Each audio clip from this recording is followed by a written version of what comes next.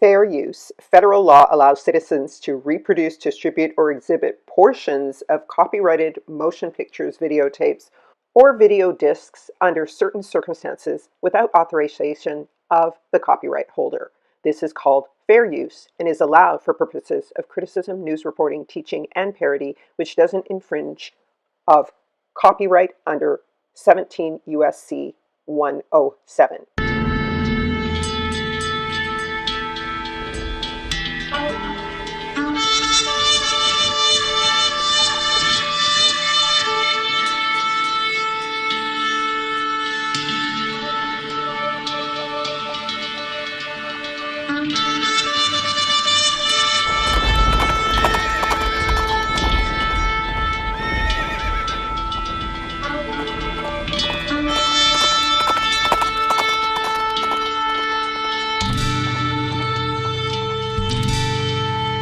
O Yahweh, Kuma, Yahweh, Wayapusto O Yazeaka, Wayanusa Misanecha Bitunecha. Arise of you, O Yahweh. Let your enemies be scattered, and let those that hate thee flee from before thee. Give him thanks by saying Hallelujah. Nimrod, End Times Jesus, and giants of Kush, Ionia, Gog, and Magog. So this is another little segment of my End Times Kingdom of Heaven series, but I'm also incorporating a discussion about the lands of Ham and Nimrod into this so that we can get a better understanding of where the promised land is, where we need to flee from, and where we need to go to. According to Genesis 10:10, the beginning of the kingdom of Nimrod was Babel. The beginning of the kingdom of Nimrod was Babel. Flavius Josephus attributes the construction and leadership of the Tower of Babel to Nimrod, Antiquities of the Jews, Book 1, Chapter 4. Now it was Nimrod who excited them to such an affront and contempt of Eluah. He also said he would be revenged on Eluah if he should have a mind to drown the world again. For that he would build a tower too high for the waters to be able to reach, and that he would avenge himself on Eluah for destroying their forefathers. The people were eager to follow this advice of Nimrod, deeming it slavery to submit to Eluah. So they set out to build the tower, and it rose with a speed beyond all expectation. The book of Jasher also discusses Nimrod building the Tower of Babel in a very detailed and lengthy way that can actually be proven in the earth. So it's a book I use more so as a historical book. The word Yashar or Jasher means salvation. And the book of Jasher is mentioned twice in the Bible, in Joshua 10 and 13 and 2 Samuel 1 and 18. In Joshua, it's cited when describing the miracle of the sun standing still during the Battle of Beth Horon with the question, is it not written in the book of Jasher? And David also references the book in 2 Samuel 1:18, instructing that the song of the bow, David's lament for Saul and Jonathan, be taught to Judah because it was recorded in the book of Jasher.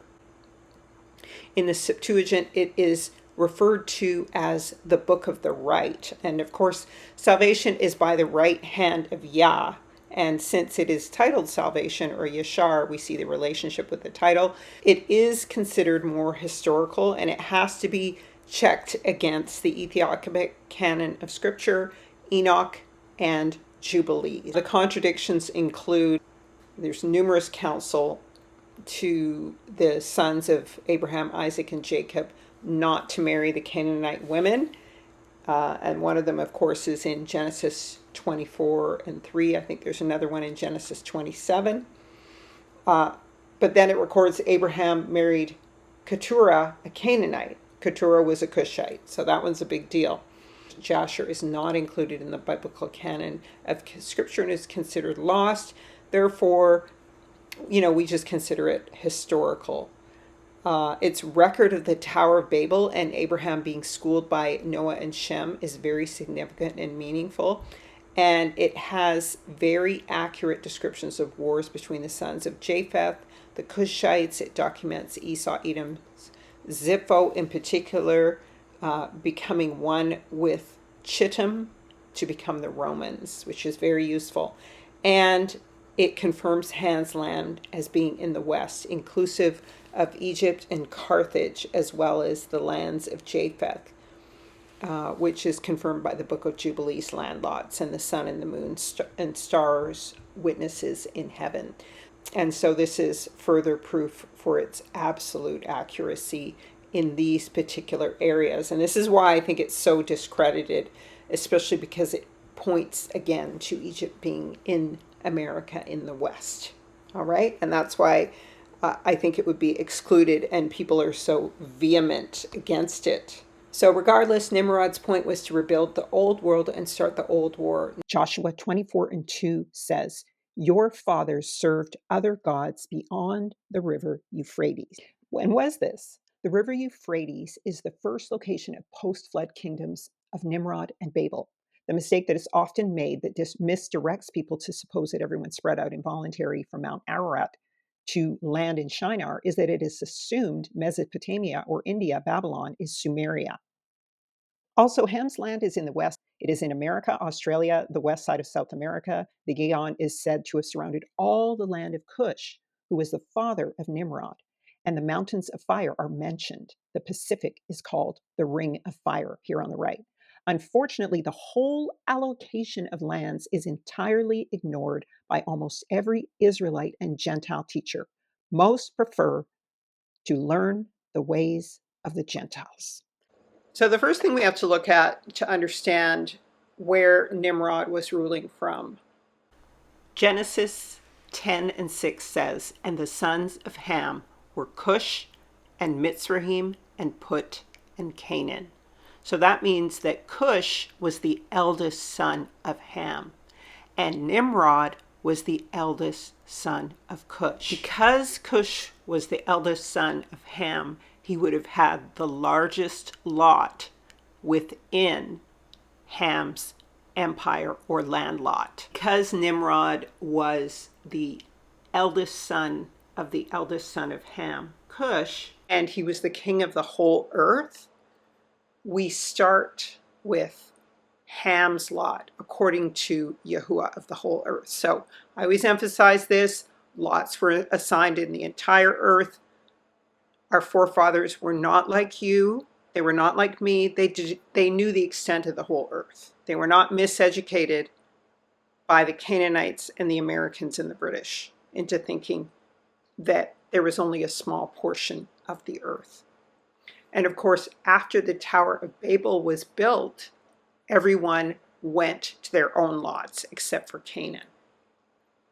So when we discuss the earth was divided into areas or wards of north, south, east, and west. And they're not the same as what we think of as north, south, east, and west today. To be clear, Japheth's land is all of the north and part of the west, save a fragment of Shem's area in the northern kingdom. But Shem got all of the east, a little fragment in the north, like I said, and half of the south. Now, this can be very confusing due to the current views of the globe Earth. Now, the Earth is a globe in terms of the firmament being above and below, but it's also a plane. We're not going to discuss that today, but for those of you who are still globe earthers, please understand that. But we have to ultimately renew our minds and see the earth from the Creator, Yahuwah's perspective, not our own point of view, nor our miseducated point of view. All right? So to define Ham's lot or Kemet, the location of the Tower of Babel and the rivers of Egypt are very helpful. And you can go and watch my Tower of Babel video where I go into the Tower of Babel and the 3 points of that tower. There was a point of the Tower of Babel in the land of Shem, in the land of Ham, and in the land of Japheth. And today, to this very day, there are the remnants of one tower in Quebec, which is literally called the Louis Babel Reserve. The Riat structure in Morocco would be the remnants of the other part of the tower, and the third part was in the Gulf of Mexico. And all three of them are about 3 days walk around. And the center of it, of course, would be like in the Bermuda Triangle or the West Indies. And so please go and review that video. And I will say this about the Book of Jasher, which refers to this being the location of the tower. The Book of Jasher is a good historical book. It's kind of 50% truth, 60% truth, and half lies, because there are some very important truths in it. To define Ham or Chem's lot, the location of the Tower of Babel and the rivers of Eden are very helpful, all right? And like I said, in the Jubilees, scriptures concerning Ham's land define it by several criteria. The Gihon River being one, and being on the right side of the Garden of Eden. So that would be the west side of it, because Eden was in the east. Shem's land was in the east, all right? And that would be when facing south. It's also defined by the Sea of Ma'ak and the Sea of Ma'at, all right? And the other evidence of his land is the ring of fire. This is one of the most decisive indicators of the location of Ham's lot. In addition, the mythical Prester John, who exalted himself to fulfill the vision of the Messiah, actually reported that there were 3 Ethiopias or Kushes in the earth. And this was known even up till the mid-1500s. And one of the most definitive indicators that it is in the Southwest is that Jubilee's description defines it as such. And so the most significant portion of Ham's land is defined as being in the Pacific Sea of Ma'ak. All right, so for 4,000 years, Tierra del Fuego, meaning the land of fire, has been burning, and this includes almost the entire Pacific Ring of Fire. All right, so you see it right here. Ham's lot is the place where the most active volcanoes in the world are, and there are 450 volcanoes in the Ring of Fire, 220 in the South Pacific and South America, 40 in coastal China, 169 in the USA, which is his land, including Mount St. Helens, and historical accounts of many of the Chilean mountains falling into the Pacific Ocean. All right, the Andes, the Indies Mountains, with about half of that coast being lost beneath the sea, but still active volcanoes affirm this. So the fact that there's this whole ring of all these active volcanoes affirms this is the land of Ham. And if you watched my video on Esus, on the land of Japheth, the hidden land of Ashtoreth, there's a lot along the southern regions of it, which would be part of the land of Ham in this area right here. We're going to touch on that again as being part of his land. But the beautiful Brumo volcanoes in the South Pacific are a perfect example of this. And I've shown you guys this picture often. They're very mystical. And a lot of people will mistake the volcanoes in Africa for the Ring of Fire. However, they are not formed in a ring. But these volcanoes are, because it includes volcanoes down here, down south. When we discuss Ham's lot, we're going to include the South Pole down here, and notice there are also volcanoes down here at the bottom. So this indeed does form a ring of fire. The majority of active oceanic and coastal volcanoes are in Ham's land. Only about 5 of the 450 are in Japheth's land, says Jubilees. And for Ham came forth the second portion beyond the Gihon, towards the south, to the right side of the Garden of Eden. And it extends towards the south, and it extends to all the mountains of fire. All right, so that's how we know, according to Jubilees, that the mountains of fire are in the land of Ham. It is very hot, is what it says about Ham's land. It is hot and it is very hot. So what this means is that Shem's land is between the east and the west side of Ham's land. And if we face the south, and that's the proper orientation of the world, is south is up. It doesn't mean, like some of these people want to teach, you reverse north and south and you turn them upside down at the same time. No, it just means that Africa, South America is up and north is down. All right? And so if we face south, America is on the right side of Shem's land.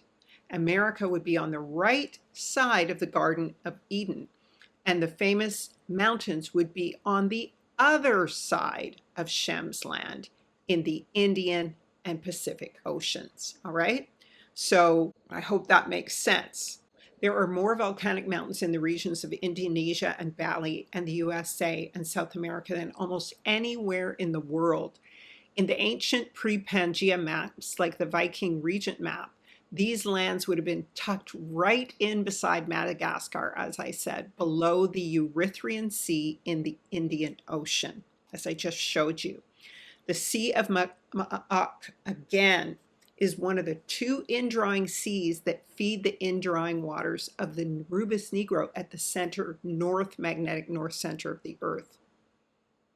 One is on the west coast of North America. So the description said it's extending to the Sea of Magog, the Pacific Ocean, and Ring of Fire, earthquake and volcanic fire zone. And that is the Sea of Magog.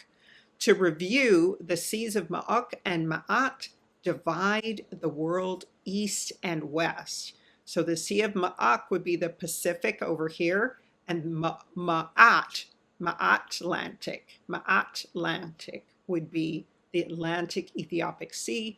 Magog would be the Ring of Fire Pacific. And the Sea of Magog is near the Yukon. So Yukon, UK own. All right. Now, just so you don't get UK confused with the United Kingdom was named the United Kingdom in 1927. So just around 98, 99 years ago. So that's a recent development. So don't get the Atlantic, it's Ma'at. M means waters, at AT for Atlantic, Ma'at. And Magog for the Sea of Magog is near the Yukon and Alaska, and it's shared by Ham and Japheth. Now, please note that this Tartaria map from Ortelius Abraham, 1527 to 98, says Kam Regia at the 140-degree mark at the bottom in the middle. So that means Ham's region or Kemet region. And then further to the left, it says Regia Tamari Ionis. So Tamari would be the Amorites, and Ionis would be Janus, would be the Ionians or Japheth. So we see again the Canaanites mixing with Japheth there. And these are their regions. And of course we have Kathia right there just above the Regia Hami, meaning Kutha. And notice how it also says Kucha. All right, another version of Kush. So the Jordan is the 0 point of the earth, and it exists solely in the land of Shem, which is the navel of the earth, the east. Why? Because the rivers of Eden extend from it.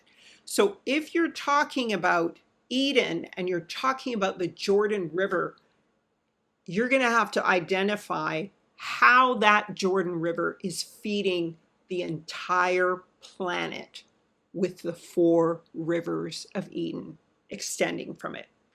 That doesn't happen where they say the land of Israel is today. That Jordan River feeds nothing, very little, all right? So that is a requirement for the River Jordan to be named the River Jordan. Of course, the River Jordan runs north-south, because in all the descriptions of the River Jordan as the land is being allotted, even when Canaan tries to steal it, they put themselves on the east and west side of the River Jordan.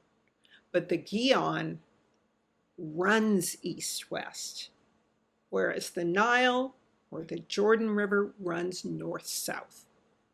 So anytime you're trying to define the Jordan River, it's got to be running north-south. Anytime you're defining the Gihon River, it's running east-west.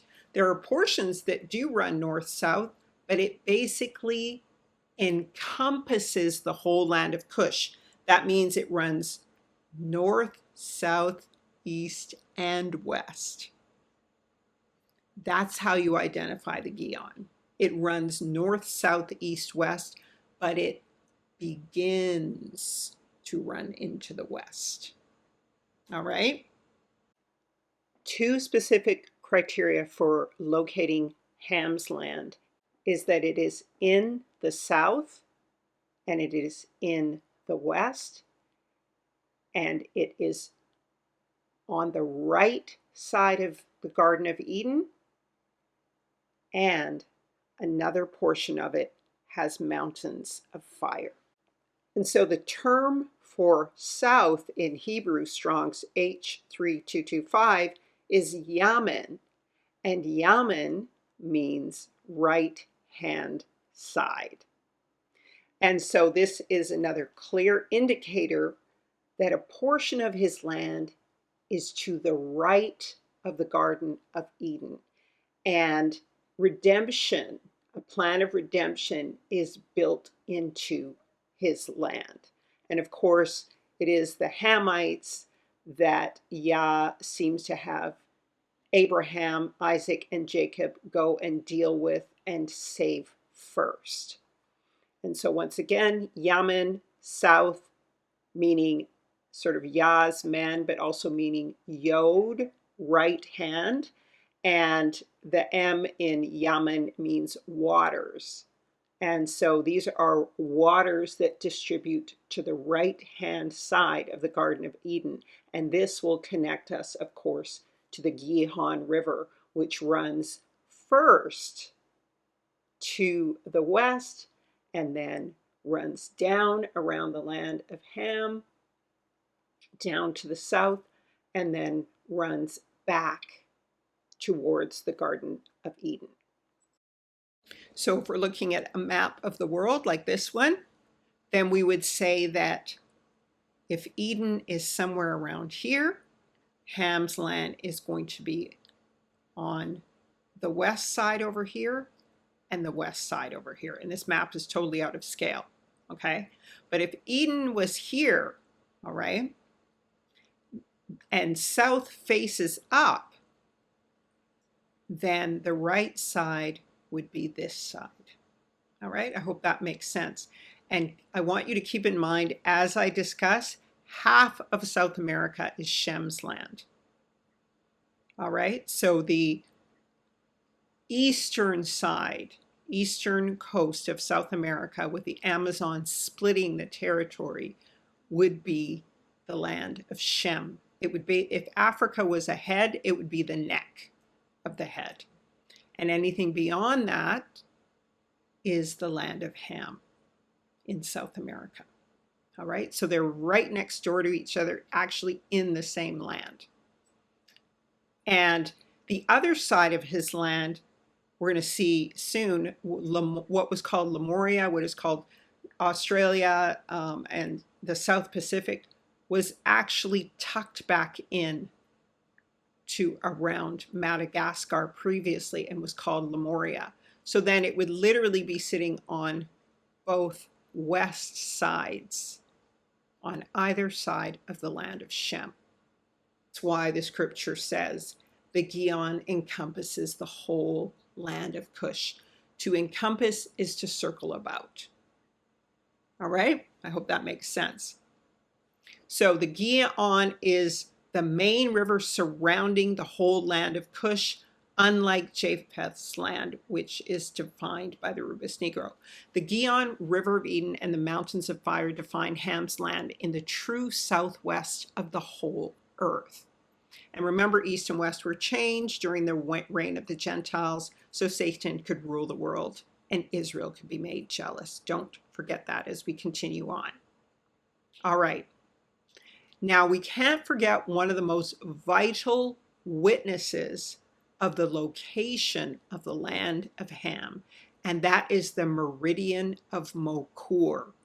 The meridian of Mokor. And this is a formal boundary defining Ham and Japheth's land as being in the west.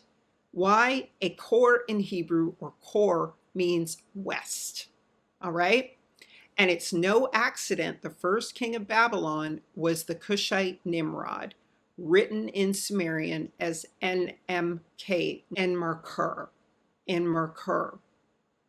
So, meaning seed of the waters of the west. All right? Enmerkur, seed of the waters of the west. Sounds identical to Mokor. So if India is the very far east, the very edge of the east, it was once called Mumbai. It was really the land of the Aramites. It was not called India, as I'll show you. But if India is the very edge of the east, Mokor is on the other side of it. And so Ham's land would be on the other side of the Hindu Kush mountain range of Afghanistan. From the book One Primeval Language, it says, when discussing the Helmud, a waterway, lake, and river, One Primeval Language is also discussing the mountain range that defines the West. Now keep in mind, East and West are switched in this scenario. So when it says West, it doesn't mean towards Western Europe. What it means is towards the Pacific coast. Please note that he uses words here like Helmud, like hail, hell, hal, relating to Hellenist, and he uses other words like abyss, like Abyssinian, abyss, Abyssinia, abyssstande. So that relates to the Abyssinians. West of Afghanistan is the Helmud, or Etamander. It raises at the Kohi Baba 20 or 30 miles west of Kabul on the eastern range of the Paro-Pamisan range. There is no marked limit between the Abyssstande and the country west of the meridian of Mokor. The latter, however, has a western inclination. So what we see here is we see Hindu Kush on this mountain range, and above it we see Turkey, the land of Japheth. Beyond all of this, to the west, there is no limit to the land of Japheth or the land of Ham. It goes all the way to the east coast of Canada, is what he's saying. And so that's why this is labeled the Hindu Kush Mountains and the Paropamisus Mountains, because the land of the west, North America, is called Paro. And it is both a Celtic Viking term, and it is obviously an Egyptian term like Pharaoh, or Celtic Viking like Farrah Fawcett with the blonde hair, okay? I cover that in my video on the land of Esau versus the land of Yah. And so yes, even China is beyond it. All right, even China is beyond this mountain range. Ancient maps depict the true India, as I believe the Hamites may be the true Indians, as extra India and in these regions of China before it encroaches and takes over all of what we call India today, the land of the Aramites. All right, where one single version of Babylon once was. I say one version because most of the Babylons were in North America. we're talking about Enmerkar or Nimrod, and his Babylon, his kingdom started in his land in the west on the edge of Shem's land in Shinar, in the place where the two meet. All right? But there have been several Babylons. There was a Babylon in the west during the time of the Egyptian captivity of Israel. So we're talking about 3 or more Babylons in the west. All right? We also have lands on that side of the Hindu Kush mountains, or that side of beyond India and the Himalayas, called Cathay, which is a word for Kutha, or Chata, or Katya, or Katan, or Kush, or Kamatachaka. These are all versions of the word Kush, which was the tribe Nimrod was from, being the eldest son. He's the primary tribe of Ham. All right? There are 3 instances of the Cushites moving into the land of Shem.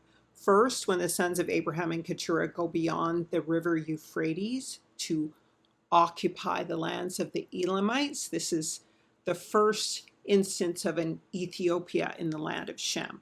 Second, when they were taken over by the Assyrians and moved into the land of the northern kingdom, which I'm going to note right now. And then third, when the Medo-Persians conquered them and they dwelt in the land of the Medo-Persians. And then finally, because Matthew 13:42 says, the queen of the south shall judge the nation of Israel because she sought the wisdom of Solomon, the Ruach of Yah, they finally go in to occupy the whole of Africa as the Abyssinians.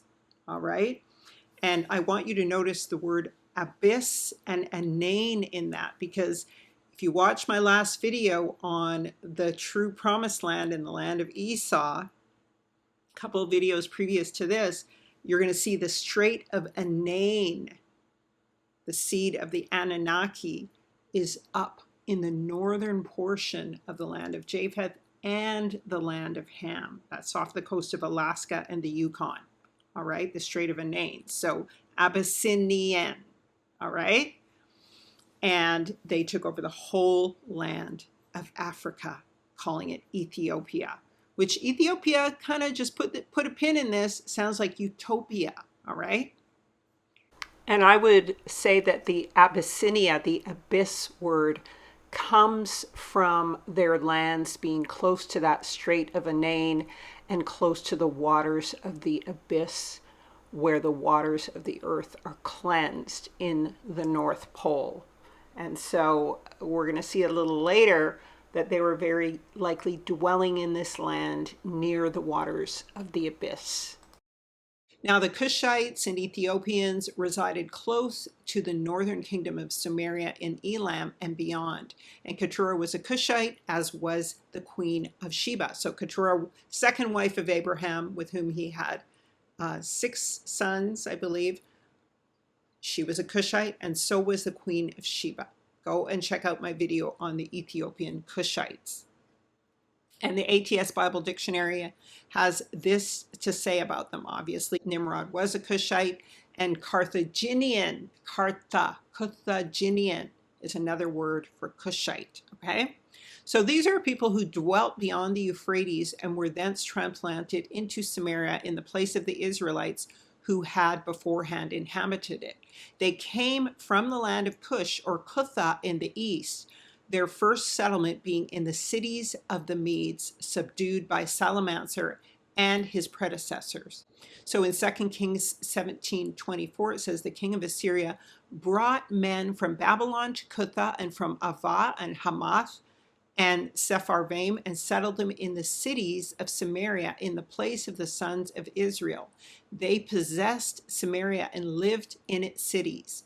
At the beginning of their living there, they did not fear Yahuwah, so Yahuwah sent lions among them, which killed some of them. And so they spoke to the king of Assyria, saying, the nations whom you have carried away into exile in the cities of Samaria do not know the custom of the God of the land, so he has sent lions among them, and behold, they kill them because they do not know the customs of basically Yahuwah Elohim. So that'll help you remember that, all right? That this is when the Cushites were moved into the northern kingdom. Other maps like Mercator and Jodocus Hondius Atlas Cosmographic Meditations from 1606 show Ham encroaching into the land of Shem and calling it Extra India.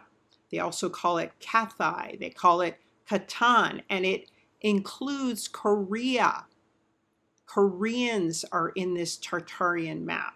Here we see the Extra India encroaching into the land of India. So as we look at Ham's land, we understand south is up, north is down again. And that Plato had mapped it correctly.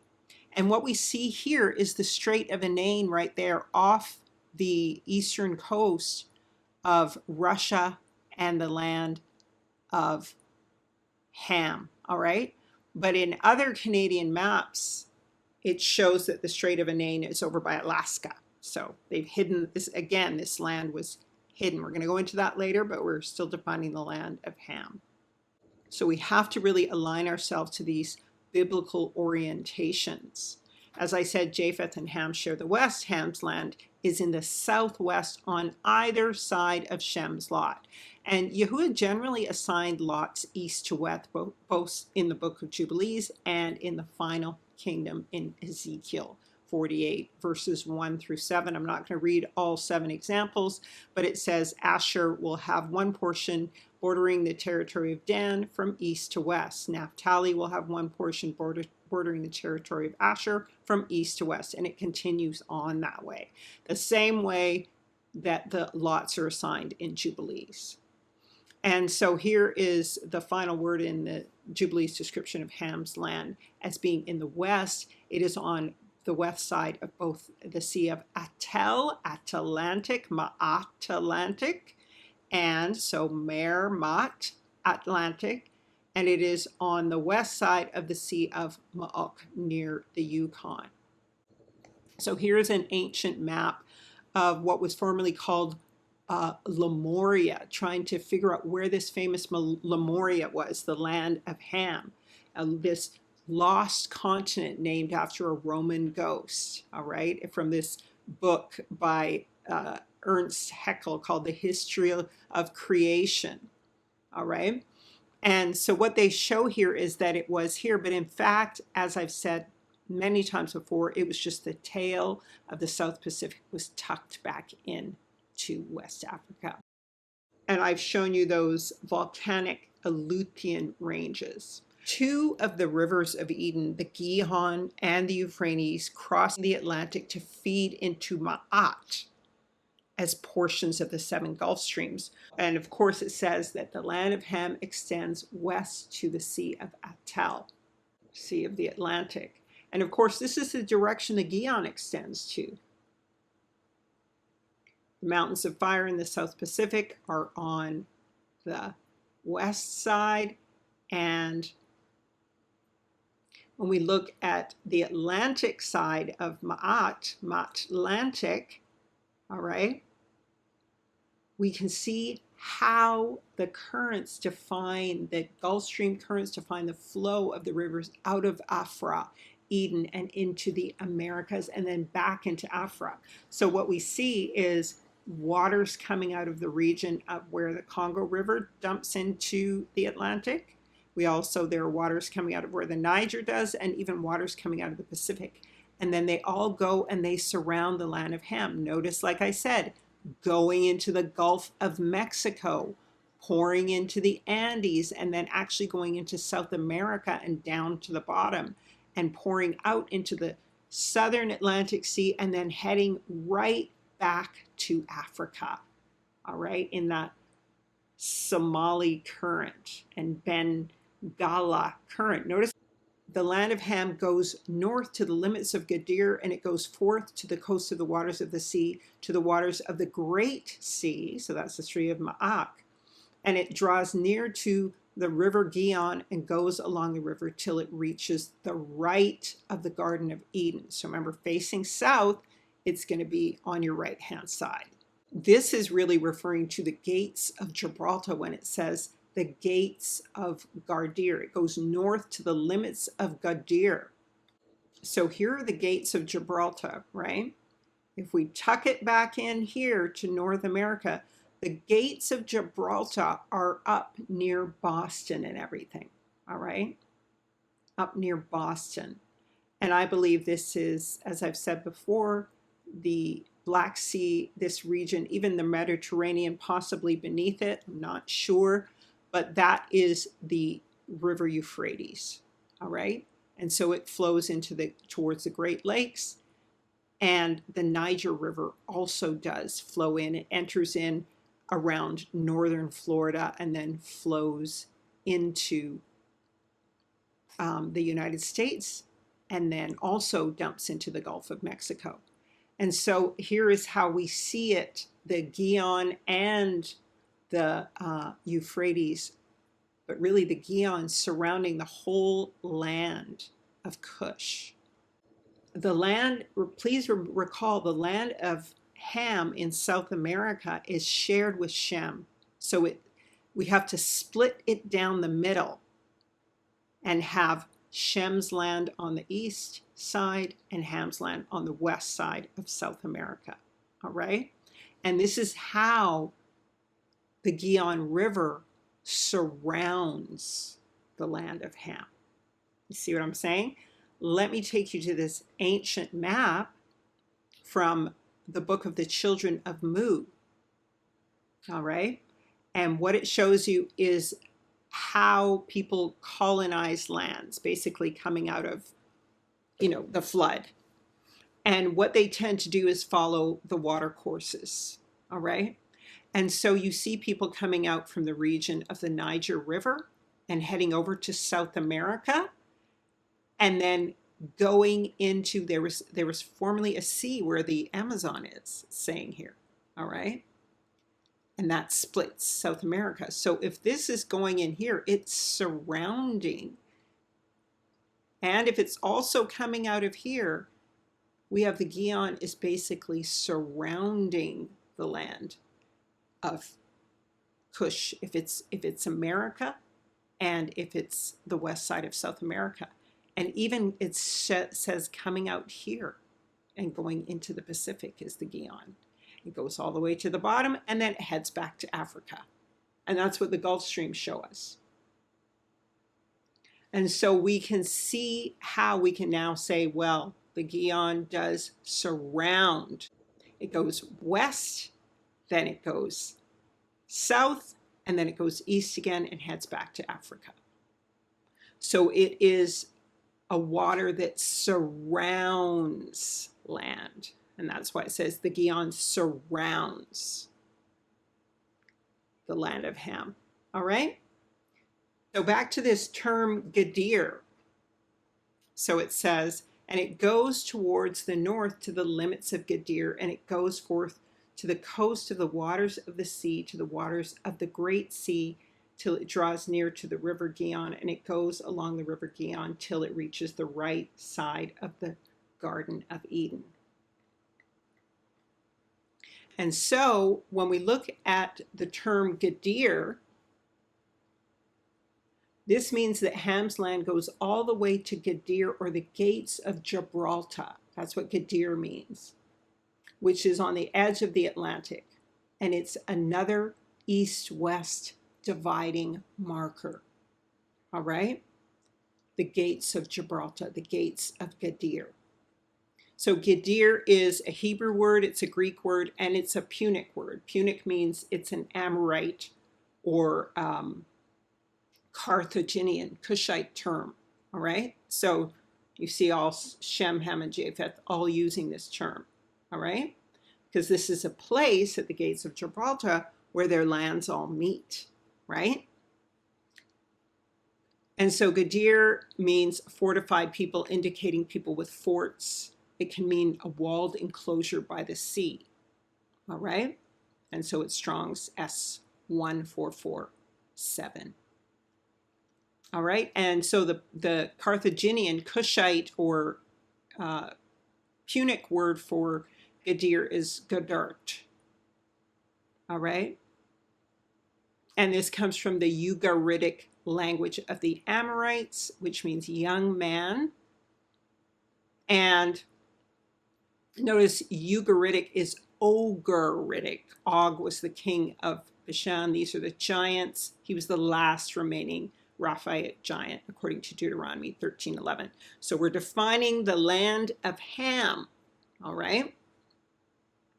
So Gadir is also an Amorite Tamari name. Notice how it can sound like gator, alligator, or hip-wading gators in Florida. All right, and the Amorites were mountain, wall, and city builders. We see in Genesis 14, Numbers 21, and Joshua 10. And Gadir was a standard Phoenician settlement name for the Amorites and Sidonians off the coast of Canaan that mixed with Edom. All right, so those are the Phoenicians. All right, and it was located near the Pillars of Hercules. And this was pre-Pangea. And I want to just jump over to these Canaanite tribes. The Aquara tribe was part of the Timucuan linguistic division of the Muskegon family. Now think about it, does not sound like musk, and I'd already told you about Og the giant. So Elon was one of the Canaanite kings. Elon Musk, Augian, Moscow, Muscovite. All right, so we see the connections with the Canaanites and the Gomerians mixing. But nonetheless, the Canaanite tribe of the Amorites dwelled in America. All right, so they're Augian descendants of King of Bashan, mentioned, like I said, in Numbers, originating in America, but also taking lands of Africa. And like I said, Sino, one of the sons of Canaan, are the Chinese. And the name America, or variations like Meruka, Merka, are mentioned in the book Paradise Lost as Egypto-Hamitic locations in some Egyptian texts. And Mur is mentioned as the seat of the famous oracle Jupiter. So here's a painting, I always show this, of the Temucans or Tamari or Amorite nations. And notice how small these women are, how giant he is, all right? They're closer to us. These people are obviously giants. And notice how they have these walled fortifications, Gadir, all right? So these are the Temecula villagers. All right, now we have to be very clear. Again, the land of Canaan, as it is called in the Bible, is not really his land. He stole that lot, according to Jubilees 10:29. He saw the land of Lebanon. Because remember, the Tower of Babel fell, then everyone was like, we got to get to our lands and do what Yah said, because we've totally lost our language. But Canaan saw the land of the Lebanon to the river of Egypt, that it was very good. And he went not into the land of his inheritance to the west, hear that, to the west, that is to the sea. And he dwelt in the land of Lebanon, eastward and westward from the border of the Jordan, from the border of the sea. So there he is at the Tower of Babel. It just crashed. And instead of him going to the west, he headed east towards the Jordan River into Libya, Lebanon. And he settled on either side of the Jordan River, which runs north-south. So if he was on the east and west side of the Jordan River, that means the Jordan River runs north-south. All right, just to be clear. Now, we must not confuse the Nile with the river of Egypt, okay?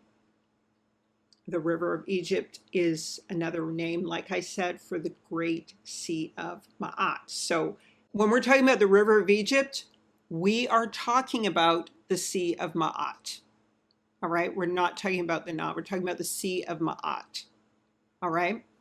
And like I say, what we call the Nile today is the Jordan. And the book of Beginnings says that Egypt another name for Egypt is Tamari, which is to drop, heap, deposit. Now, that's kind of what the Gihon River means. It means a place where soil is dropped, heaped, and deposited. All right? And Tamari means the gift of the inundation, the gift of the goddess Mari. All right? And notice how in New Zealand they call the tribes in New Zealand the Maoris. The Maoris. All right? So Amorites, Tamari. Okay? So to summarize, another name for Egypt is Tamari. And it encompasses a land both in the north and the south. And if Tamari is Egypt, the true Egypt, and America is named from the Tamari or Amorite tribe of the United States, America would be the true Egypt. So this is the land of Ham in the red here, all right? So we're seeing the South Pacific all the way to part of the South Pole and Australia, and we're seeing America and the west side of South America. All right? I don't like to go to occult books, but the people who run the world today are grand occultists. So here's some quotes from Mystic Oriental Masonry by Dr. R. Swinburne Kleiner, which confirm America as Egypt. And that it was here that the Tower of Babel fell into the sea. And even that Canada is Japheth's land. The cradle of the symbolism used in all Masonry is placed by many of the best authorities in that country which they believe was first inhabited, i.e. the plateau of Tartary. All right? So these are the people, the dead things like in Job said, who come up from beneath the sea, from beneath the earth, because Cain dwelt in the earth. All right, and everything on the earth was destroyed by the flood, but not in the earth. So the plateau of Tartary is supposed to be the origins of Masonry. All right, and Egyptian Babylonianism. And it was transmitted from there to this generation by the sages of India, Persia, Ethiopia, and Egypt. All right. So India would really be, Bombay, the Babylon of the Shemites, because what we know of India today is really the land of Shem. It says we are not indebted to either ancient Egypt for either religion or masonry, but to America. All right. So this is talking about the Canaanites were very influential in this religion because remember, Nimrod became a giant. And the plateau of Tartary is associated with who? Gog and Magog, the giants, the land of the outcast giants, similar to those behind the wall in the HBO TV series Game of Thrones. Ultimately, the identity of Israel's sun-black tribes of Manasseh and Dan shifted from the Shemites, so the Shemitic Israelite identity shifted from the Shemites and the 10 tribes as they dispersed into Bombay and the land of Aram and Shem, now known as India, over to the Ethiopians. So they lost their identity. The Ethiopians took it over, the descendants of Keturah. And later, the Medo-Persians took it over, intermingling with figures like Esther during the captivity. And eventually, this identity passed to the Kushites and the Edomites via the so-called mythical figure of Prester John. All right? So it says, in fact, that Memphis, Egypt, in the pyramids, under the guidance of the kings and mystic rites of masonry, were worked many thousands of years ago, but at that time, Egypt and the continent of America were one and the same. So they're saying America is Egypt. In America, rediscovered in the 15th century and repopulated in the 17th, was covered Egypt and the Promised Land, or the land of the constellation of the eagle. The eagle is the symbol of America. The eagle is the symbol of Russia. Same bird, two wings. Okay? running the world as the right and left wing. Interwoven in the very warp and woof of this sacred literature, Christian, pagan refer to occurrences as literally true as the earthquake of Lisbon, and these stupendous events being connected primarily with the great destruction and recovery of equilibrium in the solar system, and secondly with the consequent wrecking of the continent of America when the globe became involved in the consequences of the disorder of the skies. America, known to the mystics as Atlantis, when this ruin befell, was the seat of the greatest empire that has ever existed, and its irresistible armies were terrorizing all of Europe and Asia. So basically, there was a period when America was thrown down, its armies terrorizing all of Europe and Asia, around the time of the earthquake in Spain, Lisbon. So this is what they call the mud flood era. So this is when there was a huge power shift, and this is around even in the midst of the transatlantic slave trade and the Atlantis, and as the curtain which has hitherto concealed the prehistoric connection between the peoples of ancient Egypt and of America is lifted, it will be seen that the people of the eagle on the Nile, being descended from the original people of the eagle on this continent, the twain are one, and that prehistoric America was the original Egypt or Eagle Land prior to the mighty dispensation. In the days of Peleg, when the earth was divided and the great globe itself was nearly rent asunder. I'm guessing this is saying, and I'm not 100% sure, it's either, due to the flood or from the time of Peleg and the earth separating because the Tower of Babel fell. Prehistoric America was known as the original Egypt. Okay? Some say America was peopled by the Carthaginians, Ghanaians, Gihon River, Gihon Riverians, Guyana. That's why there's a Guyana in South America, British Guyana, who possess the Cape Verde Islands, which are only 3 weeks' sail from the continent. Others, judging from the similarity of some religious rites, have conjectured that it was peopled by the 10 tribes at the dispersion of Israel. Some think it received its population from China or Japan. Others, that it was colonized by some wandering tribes of Japheth who penetrated into the reckless regions of North America by the Straits of Asian or Anain.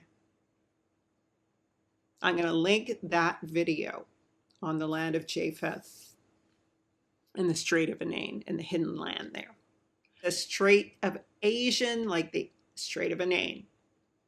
This last paragraph confirms that, in fact, all of the above are true. The 10 tribes scattered to Azareth and into America, as did the Asian Canaanites, and of course the Gomerian Vikings, were also on the west coast of North America. Another definitive piece of evidence that Kush is on both sides of Shem's land is that, as we have already proven, Kush is on the other side of the meridian of Markur's Hindu Kush mountain range.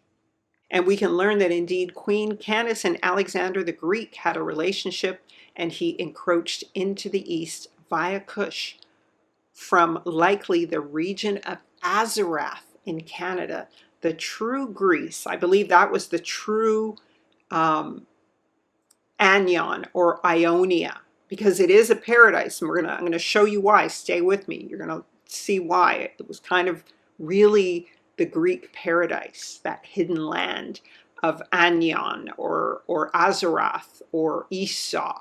And I believe Esau took it over for a reason. It was called Isus because he was masquerading as Christ. Okay? Exalting himself to fulfill the vision of Christ. And so here is the Indo-European connection. That's around where Katya is, Kutha. So according to Lost Tribes in the Promised Land, there's this discussion of this noble Ethiopian woman and Alexander the Great having a relationship. That here's the Kamata Chaka relationship. Here it is, Kush mixing with Japheth. All right. It says again, the word Indian is associated, keep it, with Andean, Andes Mountains. So with the Kushites. Okay. Among the adventures attributed to its hero in this major source book for the Alexander legends of the Middle Ages is The Encounter with Queen Candace, a small novel in itself, as much a brief for the virtues of Ethiopia as Heliodorus's novel was. When Alexander travels through its countryside to meet the queen, he sees marvels suggestive of the later realms of Prester John's crystal-bearing mountains. Put a pin in that. Remember that. Amazing crystal-bearing mountains, which reached as high as the clouds of heaven, and deep caves with rocky descents, which an Ethiopian prince describes as the dwelling place of the gods. All right, so didn't the Ionians have the dwelling place of the gods? When Candace first appears to Alexander, she is dazzling in her royal crown, revealing her very great height and her godly face. So we're talking about massive people. The great height is a standard element in the descriptions of the Ethiopian in antiquity. The godly face is also not new, but here the author stops short of the color with the Heliodorian evasiveness. In fact, color is mentioned only once in the entire story. In a letter written to the Macedonian before he and she have met, the queen warns, "And do not be mistaken about our color, for in our souls we are lighter than the white men amongst you." So Alexander was a Greek, he was Japheth, but this is a Kushite. All right? Remember, the Canaanites were mixing with the Kushites too, the giants. So the Kemet Kush of Kamachaka is clearly a coastal land beneath Russia where the Kushites have a lot, as exhibited in the following maps below. This is the point of Indo-European mixture. So it's not just Indo-China Mongol mixture, it's Kushite Japheth mixture. And here's Kamachaka. All right, you see it here near the Bering Crossing and the Aleutian area, okay, where there's a lot of mountains of fire down here right beside it in that secret land of Azareth, Isus, a hidden land here, okay, it's right here. All right, according to these maps, you can go ahead and just do a screenshot if you want the information, all right, for these maps. So remember, in Japheth's lot, we saw the land of Isus was here, which is like Esau's land, linked with the mythical world of Prester John. And the famous king of Mali, the Ethiopian king who ruled the world until the 1500s, who is the third beast because he's the leopard. All right? Were they mixing with the Greeks? Sure. From what we've seen, they were mixing with the Greeks, but the leopard is not the symbol of the Greeks, it's the symbol of the Kushites. Can an Ethiopian leopard change its spots? Right in scripture tells you what it is. It's the Ethiopians. All right? And so the discussion of these Prester John crystal mountains I mentioned and this otherworldly place are like the mythical Shangri-La, and it may have been given in exchange for Western Europe and Britain. A land preserved for the elite councils of the earth to rule from, as the movie The Phoenician Scheme implies, as I already said in that other video, which I'll link in this one. Speaking of the incredible height of the Ethiopians, unlike their forefather Nimrod, who through some magic was rendered a giant, about the lands of Ham and Lemuria and its root races. Okay, so here's a commentary about the lands of Ham and Lemuria and its root races. All right. Aided by Charles Leadbeater, a theosophist who claimed knowledge of Lemuria via ancestral clairvoyance, William Scott Elliott elaborated on Blavatsky's vision of Lemuria and its root races in the book Lost Lemuria, 1904. Scott Elliott places Lemuria in the Pacific and described Lemurians as 15-foot tall, brown-skinned, and flat-faced, with bird-like sideways vision. So these are giants. This is why I'm saying they're in that Isus land, Anion. When we read the account of the lost tribes in the Promised Land, it discusses the fact that there are 3 Ethiopias, as I mentioned before, and ultimately Africa becomes Ethiopia. But prior to that, there were 3 Ethiopias. One of them, which would have been in Elam, where the descendants of Abraham and Keturah settled. Another would be extra India and around the Kamachachaka. And then the third would be in America. And so we have Chief Warhorse of the Chata tribe in Florida running them today. And hers is a very Phoenician mixed multitude, right? Including Native Americans, whites, and mixed race Black people, Shemites. When you look at her family background, that's who she posts on her YouTube channel as being her descendants. Lost Tribes and the Promised Land on page 42, it says of Prester John's empire that it consisted of 3 Ethiopias or Indias, and adds that a 4th India is near where the body of the Thomas the Apostle rests. So now there's 4 Indias. This is very curious. Because remember, there's an Ethiopia in Elam. So that would make 4. Let's get into it here. So Thomas was entombed in India, okay, historically. And so here's the commentary on where Prester John's domain was. Where then is this remarkable country? Our magnificence, writes Prester John, dominates the 3 Indias and extends to the farther India where the body of St. Thomas the Apostle rests. So that's what we know as India today. In addition, it notes in Pseudo-Adibas writings on the 3 in Ethiopia. So this is going to be a Black Moorish Arab, right? His writings on the 3 Ethiopia are referred to by Ronald Saunders in the book, and it says here in the footnotes, starting roughly with the 5th century apocryphal writer, the Pseudo-Abydos, who described the exploits of the apostles Thomas, Bartholomew, and Matthew in each of the 3 Indias. This latter concept became a standard one in the Middle Ages. So it was a standard idea to believe that there were 3 Indias, all right, or 3 Ethiopias. One of the 3 Indias, it says here, now just to confuse you a little bit, faced Ethiopia, according to Pseudo-Abdias. The second faced Persia, and the third occupied the ends of the earth. All right?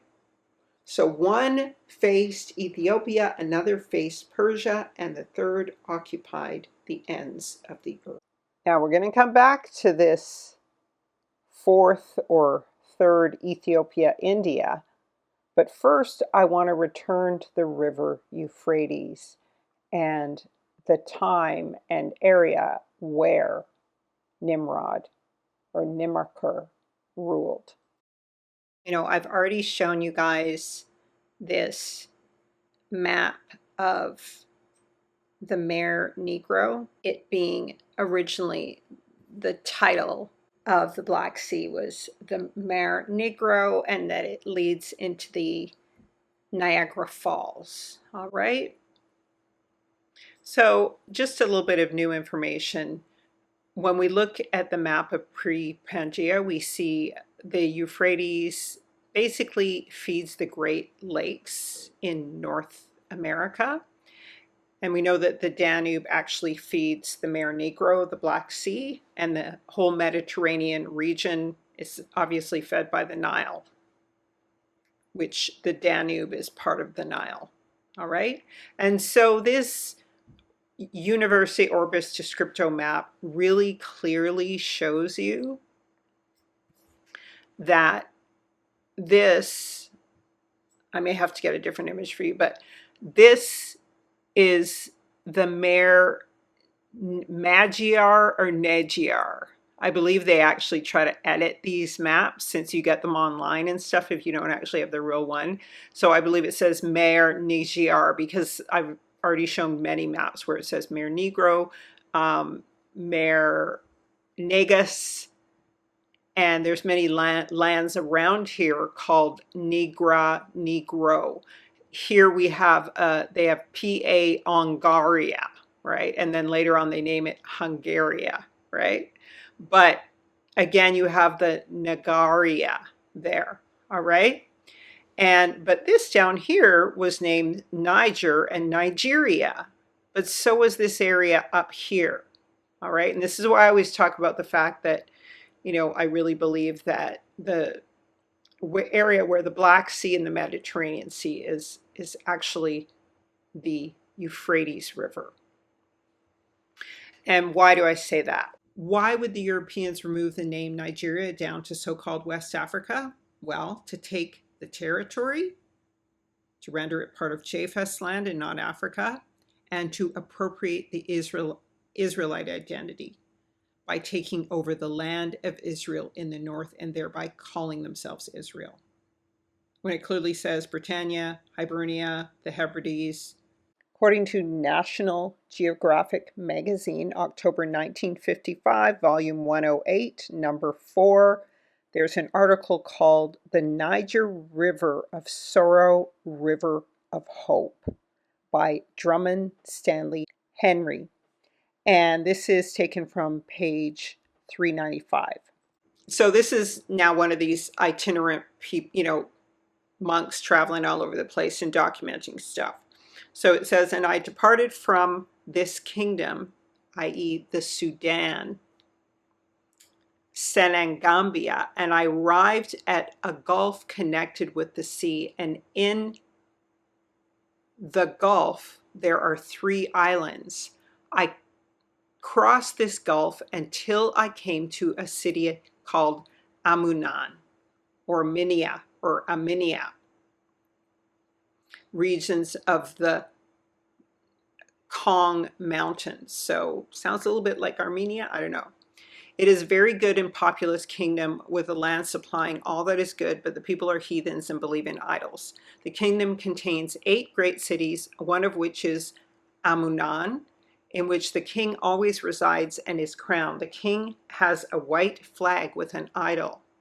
In this kingdom of Amunan, there enters a branch of the river Euphrates. Then it says in brackets, Niger. The friar does not confuse this with the Mesopotamian Euphrates, but assumes 2 rivers with the same name.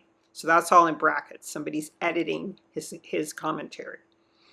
This river forms 3 branches, one entering the middle of the kingdom of Amunan, and the other branches flowing round the whole kingdom, the width in some places being 2 days' journey. When I crossed this river, I first made a long journey along its bank, which are very populous.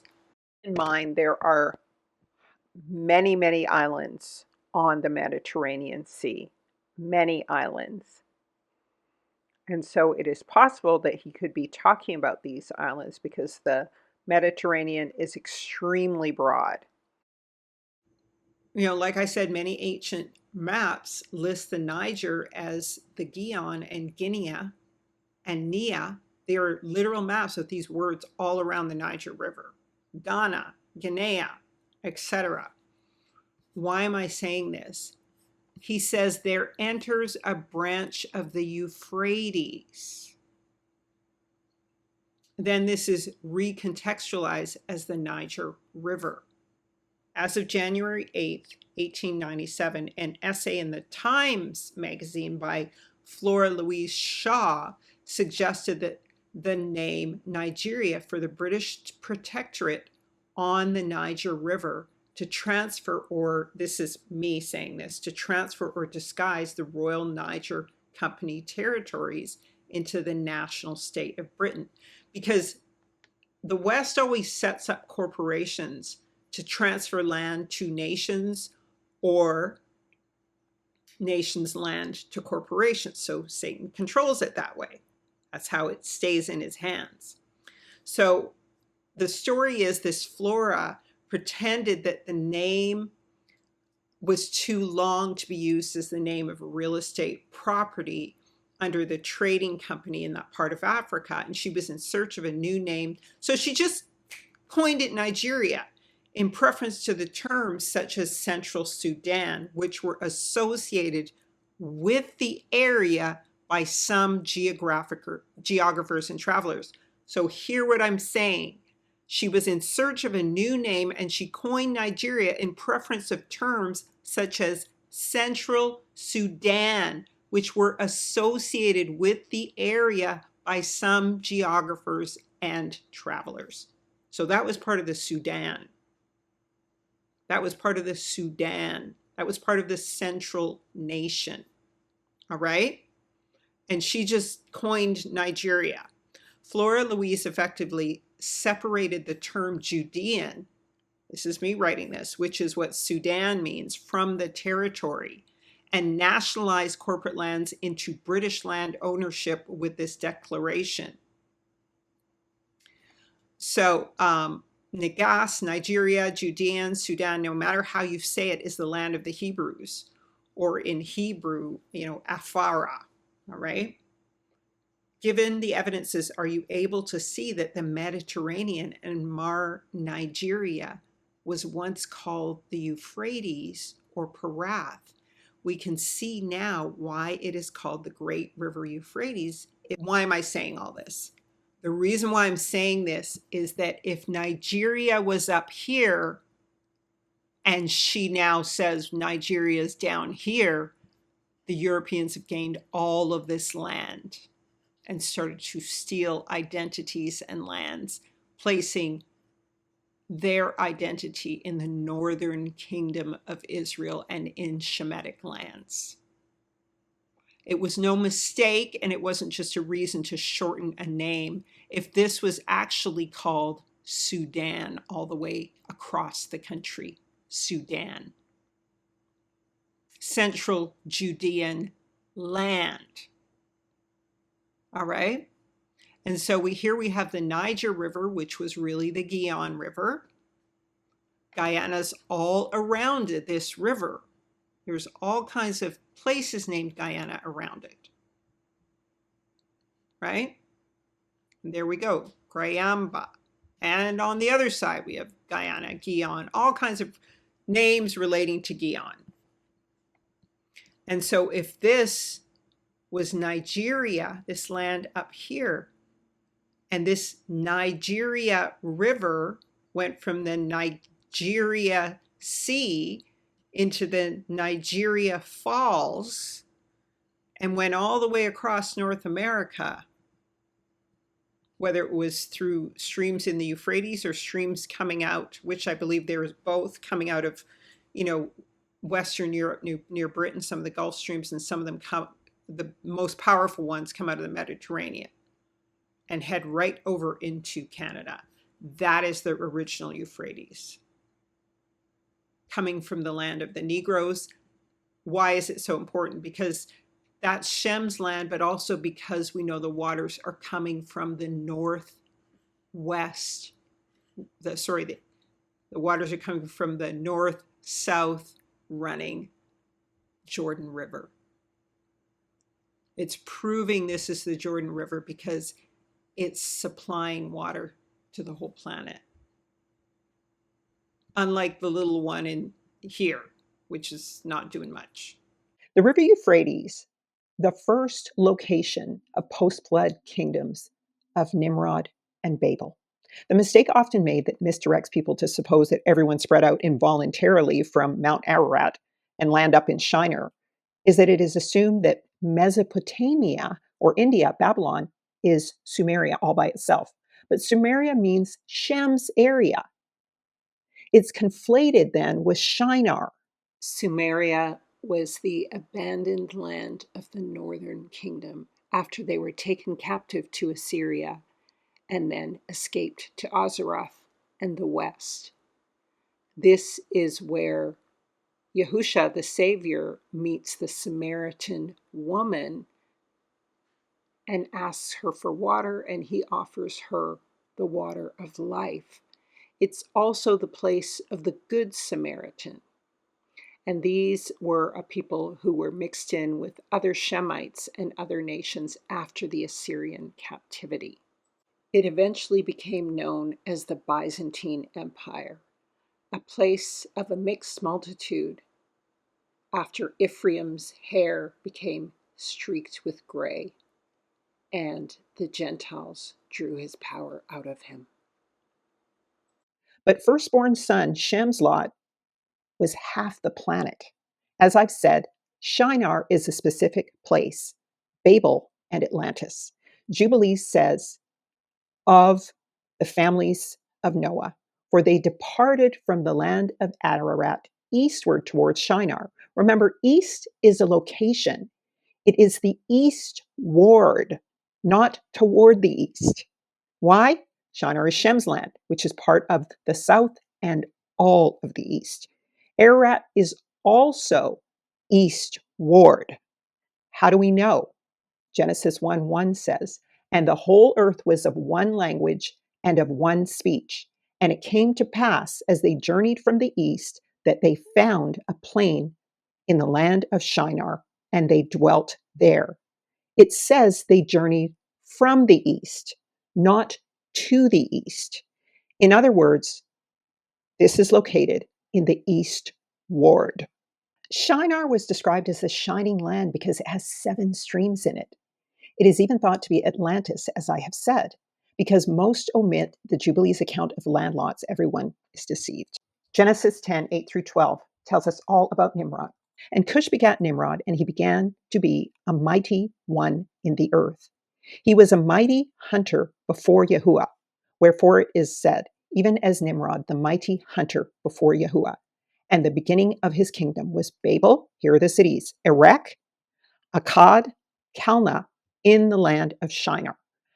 Out of that went forth Asher and builded Nineveh, and the city of Rehoboth, and Calah, and Rezin, between Nineveh and Calah. The same is a great city. The Epic of Gilgamesh says, you know the city Shuruppak. It stands on the banks of the Euphrates. That city grew old, and the gods that were in it were old. So we know that Nimrod, who is Gilgamesh, was in the land of Shinar that was built on the river Euphrates. The Mesopotamian civilization developed along the Tigris and the Euphrates river systems. All of Nimrod's cities were built along the Euphrates. We will see what is said about the attraction to the old world at the time. After all, this is where Nimrod got access to the secret knowledge again.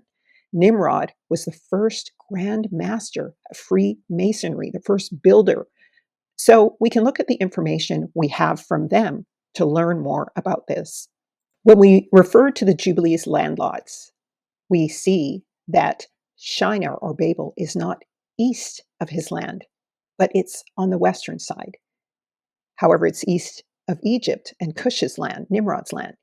Egypt was coveted by everyone post-flood because that is where Adam and Eve and the old world was. Ham got all his magic and builder technology from there.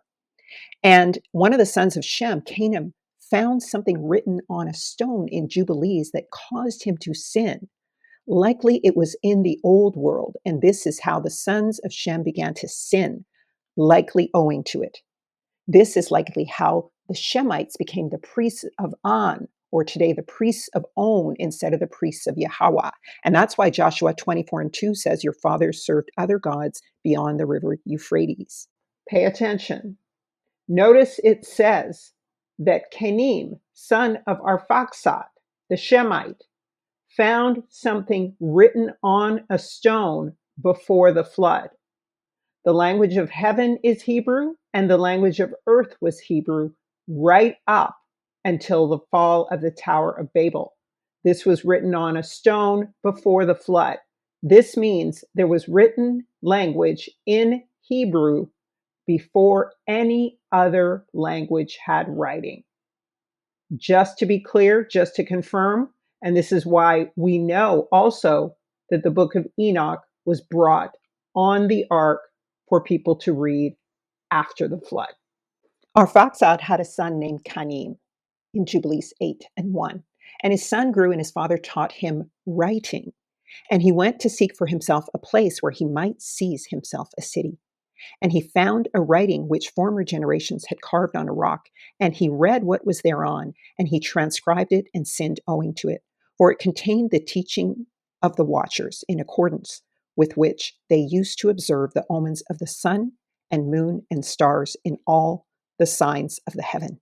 And he wrote it down and said nothing regarding it, for he was afraid to speak of it to Noah about it, lest he should be angry with him on account of it. It's very likely that Canim, don't name your son Cain, was learning these ancient mystic arts of Oriental Freemasonry. And I'm not going to get into that, but I will quote some of their historical references. The grand division of the East and West. The deluge of the Great Flood drove land masses apart about 50 years after the flood, page 28. For the grand division of the Eastern and Western hemispheres through the natural effect of causes operating from the deluge did not take place till about half a century after that event, and thus a subject has uniformly puzzled the most learned historians and philosophers. The book Ancient America, page 178 and 179 say, Solon had knowledge of the Atlantes before he went to Egypt, but he heard there for the first time this account of their island and of its disappearance in a frightful cataclysm. Boekil, in his commentary on Plato, mentions islands in the exterior sea beyond the Pillars of Hercules, and says it was known that in one of these islands the inhabitants preserved from their ancestors a remembrance of Atlantis, an extremely large island which for a long time held dominion over all the islands of the Atlantic Ocean. The island of Atlantis, larger than Libya and Asia Minor together, was the extended portion of the American continent. Brasir de Bonner Bonnerk claims that there is in the old Central American books a constant tradition of an immense catastrophe of the character supposed, that this tradition existed everywhere among the people when they first became known to Europeans, and that recollections of the catastrophe were preserved in some of their festivals, especially in one celebrated in the month of Escali, which was instituted to commemorate this frightful destruction of land and people, and in which princes and people humbled themselves before the divinity and besought him to withhold a return of such terrible calamities. This tradition affirms that part of the continent extending into the Atlantic was destroyed in the manner supposed, and appears to indicate that the destruction was accomplished by a succession of frightful convulsions. The land was shaken by frightful earthquakes, and the waves of the sea combined with volcanic fires to overwhelm and engulf it. Each convulsion swept away portions of the land until the whole disappeared, leaving the line of coast as it is now. So we know that the 7 streams are still there. Atlantis had 7 streams. And we know that the Tower of Babel was cast down into the ocean. One part was left aloft, and a third part was burned to the ground. So there's the fire.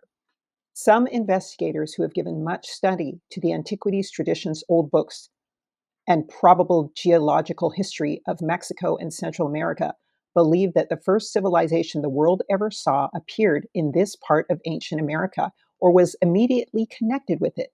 They hold that the human race first rose to civilized life in America, which is geologically the oldest of the continents, and that ages ago, The portion of this continent on which the first civilizers appeared was sunk beneath the waters of the Atlantic Ocean, usually engulfing of this portion of land that is supposed to have been affected by some tremendous convulsion of nature.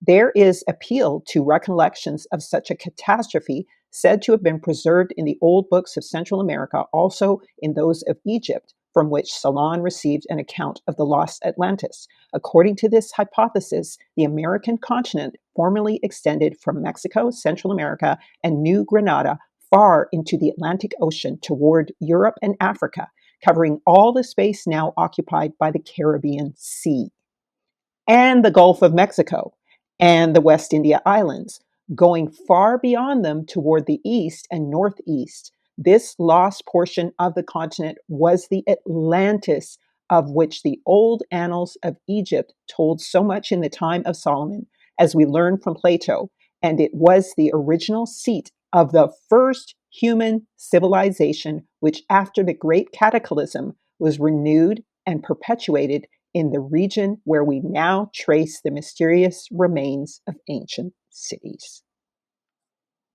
The Atlantic theory attributes the civilization of ancient America to the Atlantides, or Atlantic race, who occupied the lost island of Atlantis. Ancient and Modern Britons, page 177. There was an island larger than Asia Minor and Libya combined. From this island, one could easily pass to the other islands, from these to the continent which lies around the interior sea. Ancient and Modern Britons, page 177. It says, in the island of Atlantis reigned 3 kings with great and marvelous power. They had under their dominion the whole of Atlantis, several other islands, and some parts of the continent. At one time, their power was extended to Libya and into Europe as far as Tyrrhenia. This would have been along the Euphrates. Then, quote, afterward, in one day and one fatal night, there came mighty earthquakes and inundations, which engulfed the warlike people. Atlantis disappeared beneath the sea. This would have been along the Euphrates. Then, quote, where was the city of Shinar? Where was along the Euphrates?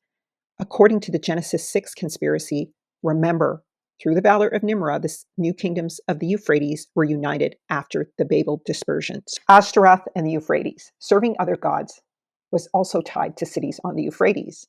Uruk was known as Ionia, or the house of An being the Most High Elohim, the God of heaven.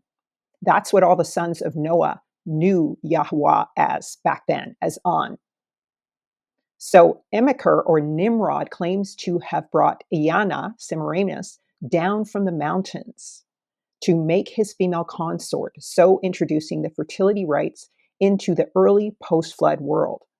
So it appears began the ritual of the priestess representing the god and the beginning of temporal prostitution under the concept of a holy marriage. And so then they would birth Raphaim, a 2-spirit chimera, half angel, half human species. This clearly is one of the historic events Paul referred to in Romans 1 and 21 through 23. And they knew Elohim and they glorified him not as Elohim, neither were they thankful, but became vain in their imaginations, and their foolish heart was darkened, professing themselves to be wise. They became fools and changed the glory of the incorruptible Elohim into an image made like corruptible man. In fact, it appears that this act became identified with Nimrod and his sister wife, for he is later referred to as Baal, the Babylonian form of Baal, later identified with Marduk. Ionia, as the Shemitic Ishtar, biblically called Ashtaroth, the consort of Baal. Ashtaroth and the Euphrates, serving other gods, was also tied to cities on the Euphrates. Uruk was known as Ionia, or the house of An being the Most High Elohim, the God of heaven. That's what all the sons of Noah knew Yahweh as back then, as An. And Ionia is known later in Assyria and Babylonia as Ishtar, Astarte by the Assyrians, Ashtaroth to Israel, Isis to the Egyptians, Durga to the Dravidians, and Aphrodite to the Greeks. She is said to have been born from the moon and dropped into the river Euphrates. Nimrod's Semitic meaning is leopard, Nimr meaning the leopard, and Rod meaning to subdue, rendered as spotted in Hebrew. It is the Greeks, Hams, and Assyrians, an admixture because these three kings were Shem, Ham, and Japheth. But the leopard is Nimrod, and the leopard is what the fourth beast is. Are there female angels? Yes, and they are tied to the west and Shinar. Shinar is east of America, Ham's land, but it is on the west side of the land of Shem. In Israel's Babylonian captivity, the prophet Zechariah is told the following: And then the angel that talked with me went forth and said unto me, Lift up now thy eyes and see what this is that goeth forth. And I said, What is it? And he said, This is an ephah that goeth forth. He said, Moreover, this is the sight. Oh, behold, there was lifted up a talent of lead, and this is a woman that sitteth in the midst of the ephah. And he said, This is wickedness. And he cast it into the midst of the ephah, and he cast the weight of lead upon the mouth thereof. Then I lifted up my eyes and looked, and behold, there came out two women, and the wind was in their wings, for they had the wings of a stork, and they lifted up the ephah between the earth and heaven. And then I said to the angel that talked with me, Whether do these bear the ephah? And he said unto me, To build it an house in the land of Shinar, and it shall be established and set there upon her own place. So, as you can see, there are female fallen angels, and there is a study on it at the Smithsonian of, it says that a lot of the Neanderthal DNA is coming from the mtDNA of these female fallen angels. And they seem to be supreme in the West. So this is when the Babylon that takes Israel captive happens. But you see, it's always happening in the West because the West is determined for destruction, to destroy and be destroyed. So we can tie this back into the Antichrist later. The Sumerian religious system was based on the order in heaven: Yahweh, Yahusha, the son of Yah, and the adversary devil. The sons of Noah called Yahweh God Most High, or An, or Anu. According to the Sumerians, An had two sons: Enlil, the king of gods, just like his father, and Enki, the lord of the earth, like Satan. Anu and Enlil sent the flood. So it's clear the fallen angels knew about the son, Yahusha, and so did Noah and his family. So we can tie this back into the Antichrist later. The Sumerian religious system was based on the order in heaven: Yahweh, Yahusha. The symbol of Yahweh was the eagle, the most high God as an image stolen by Satan and his servants, satanic kingdoms, to symbolize himself. But remember, Yah is still the righteous eagle, although he condemns the unrighteous one. Jeremiah 49:16, you live in the rocky cliffs high on top of the mountain, but even though you live as high up as an eagle, Yahweh will bring you down. Make the distinction.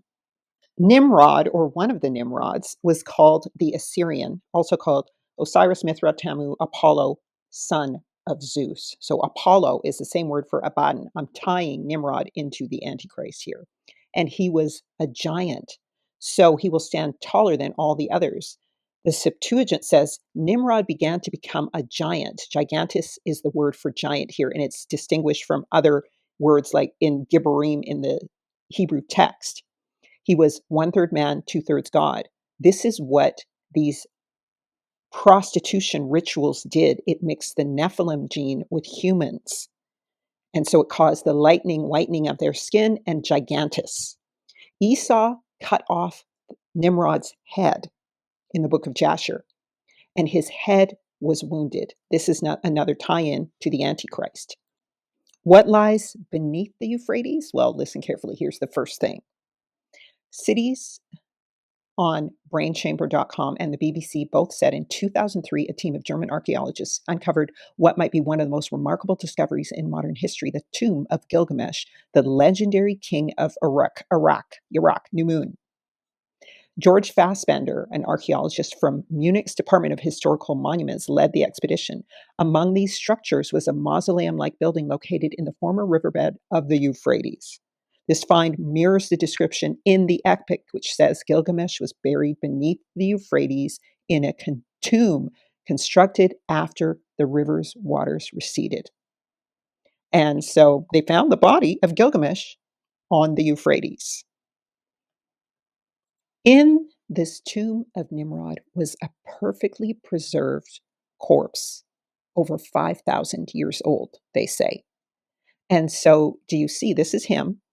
And to the right, you see all these images of Jesus. 2 Thessalonians 1 and says, "For the mystery of iniquity doth already work." The plagiarized term Christ or Christ originates from the Kemetic term Christ or Karast. The Karast was the name of the sarcophagus or coffin that the Kemetu used as an immortal house to bury the deceased. In Kemet, everyone acquired a Karast. The Karas was the bank vault to protect the body from deterioration and to represent the body's presence after death. We see the connection here between the preserved bodies in the Egyptian Hamitic or perhaps Nimrodic tombs. I am hypothesizing, due to cloning, that they will attempt to use some of the genetic material of Nimrod to resurrect this Antichrist, just like Yahuwah built the first Adam. He, Hasatan, will build the final Antichrist. According to Revelation 17 and 8, this is what describes the Antichrist. The beast that thou sawest was and is not, and shall ascend out of the bottomless pit and go into perdition. And they that dwell on the earth shall wonder, whose names were not written in the book of life from the foundation of the world, when they behold the beast that was and is not, yet is. Verse 9. And here is the mind which hath wisdom. The 7 heads are the 7 mountains on which the woman sitteth. Remember, I showed you the 7 mountains in North America. And there are 7 kings. 5 are fallen, and 1 is. The other is not yet come. And when he cometh, he must continue a short space. And the beast that was and is not, even he is the 8th and is of the 7th, and go into perdition. So basically, this is some sort of a resurrected final beast that will appear because he is of the 7. He is of the 7. He was one of the 7 before, and he becomes the 8th. 2 Thessalonians 2:7. The mystery of lawlessness is already at work, but the one now restraining will do so until he is out of the way. Revelation 13 and 1. And I stood upon the sand of the sea and saw a beast rise up out of the sea, having 7 heads and 10 horns, and upon his horn 10 crowns, and upon his heads the name of blasphemy. And the beast which I saw was like unto a leopard, and his feet were as the feet of a bear, and his mouth as the mouth of a lion. And the dragon gave him his power, and his seat, and great authority. Nimrod is a leopard. He was one of the 7 kings who may be the 8th. He was buried on the Euphrates, and they have his preserved corpse. And the mystery of lawlessness is already at work. Babylon of the captivity of Yasharel was the 4th beast that ruled the earth, with 3 horns that became 1 horn and was unlike the others. However, it had its final version of the mystery of lawlessness that is already at work to come. That is the Frankenstein beast we see here before the Antichrist. He has been the secret left wing of Babylon ruling in the earth with America, but seemingly in opposition all at once. This Frankenstein will finally materialize unveiled in Babylon proper as part of the shift in the order of the earth that has 3 aspects to it. The first, World War III, and this begins the judgment of the Gentiles. The second, the sign of Yahusha in the clouds, unveiled. And the kingdom begins to happen when Yahuwah makes a sacrifice in the north country by bringing down Leviathan, Satan, liberty. And thirdly, the sons of Yah are unveiled when the whole beast comes to Babylon and Israel is released from Babylon. This is also how the restrainer is taken out of the way. Babylon of the captivity of Yasharel was the 4th beast that ruled the earth with 3 horns that became 1 horn and was unlike the others.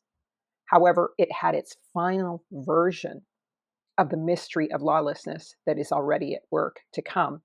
So remember, the 400 years is over once, as it says in Daniel 12 and 6, the beast has accomplished to scatter the holy people, and he will prevail against them, says Daniel 7 and 21. 1, Israel will have been totally overcome until the Most High comes and judgment is given to Israel. So Israel will rise up with a sword in the nations and be revealed as the sons of Yah.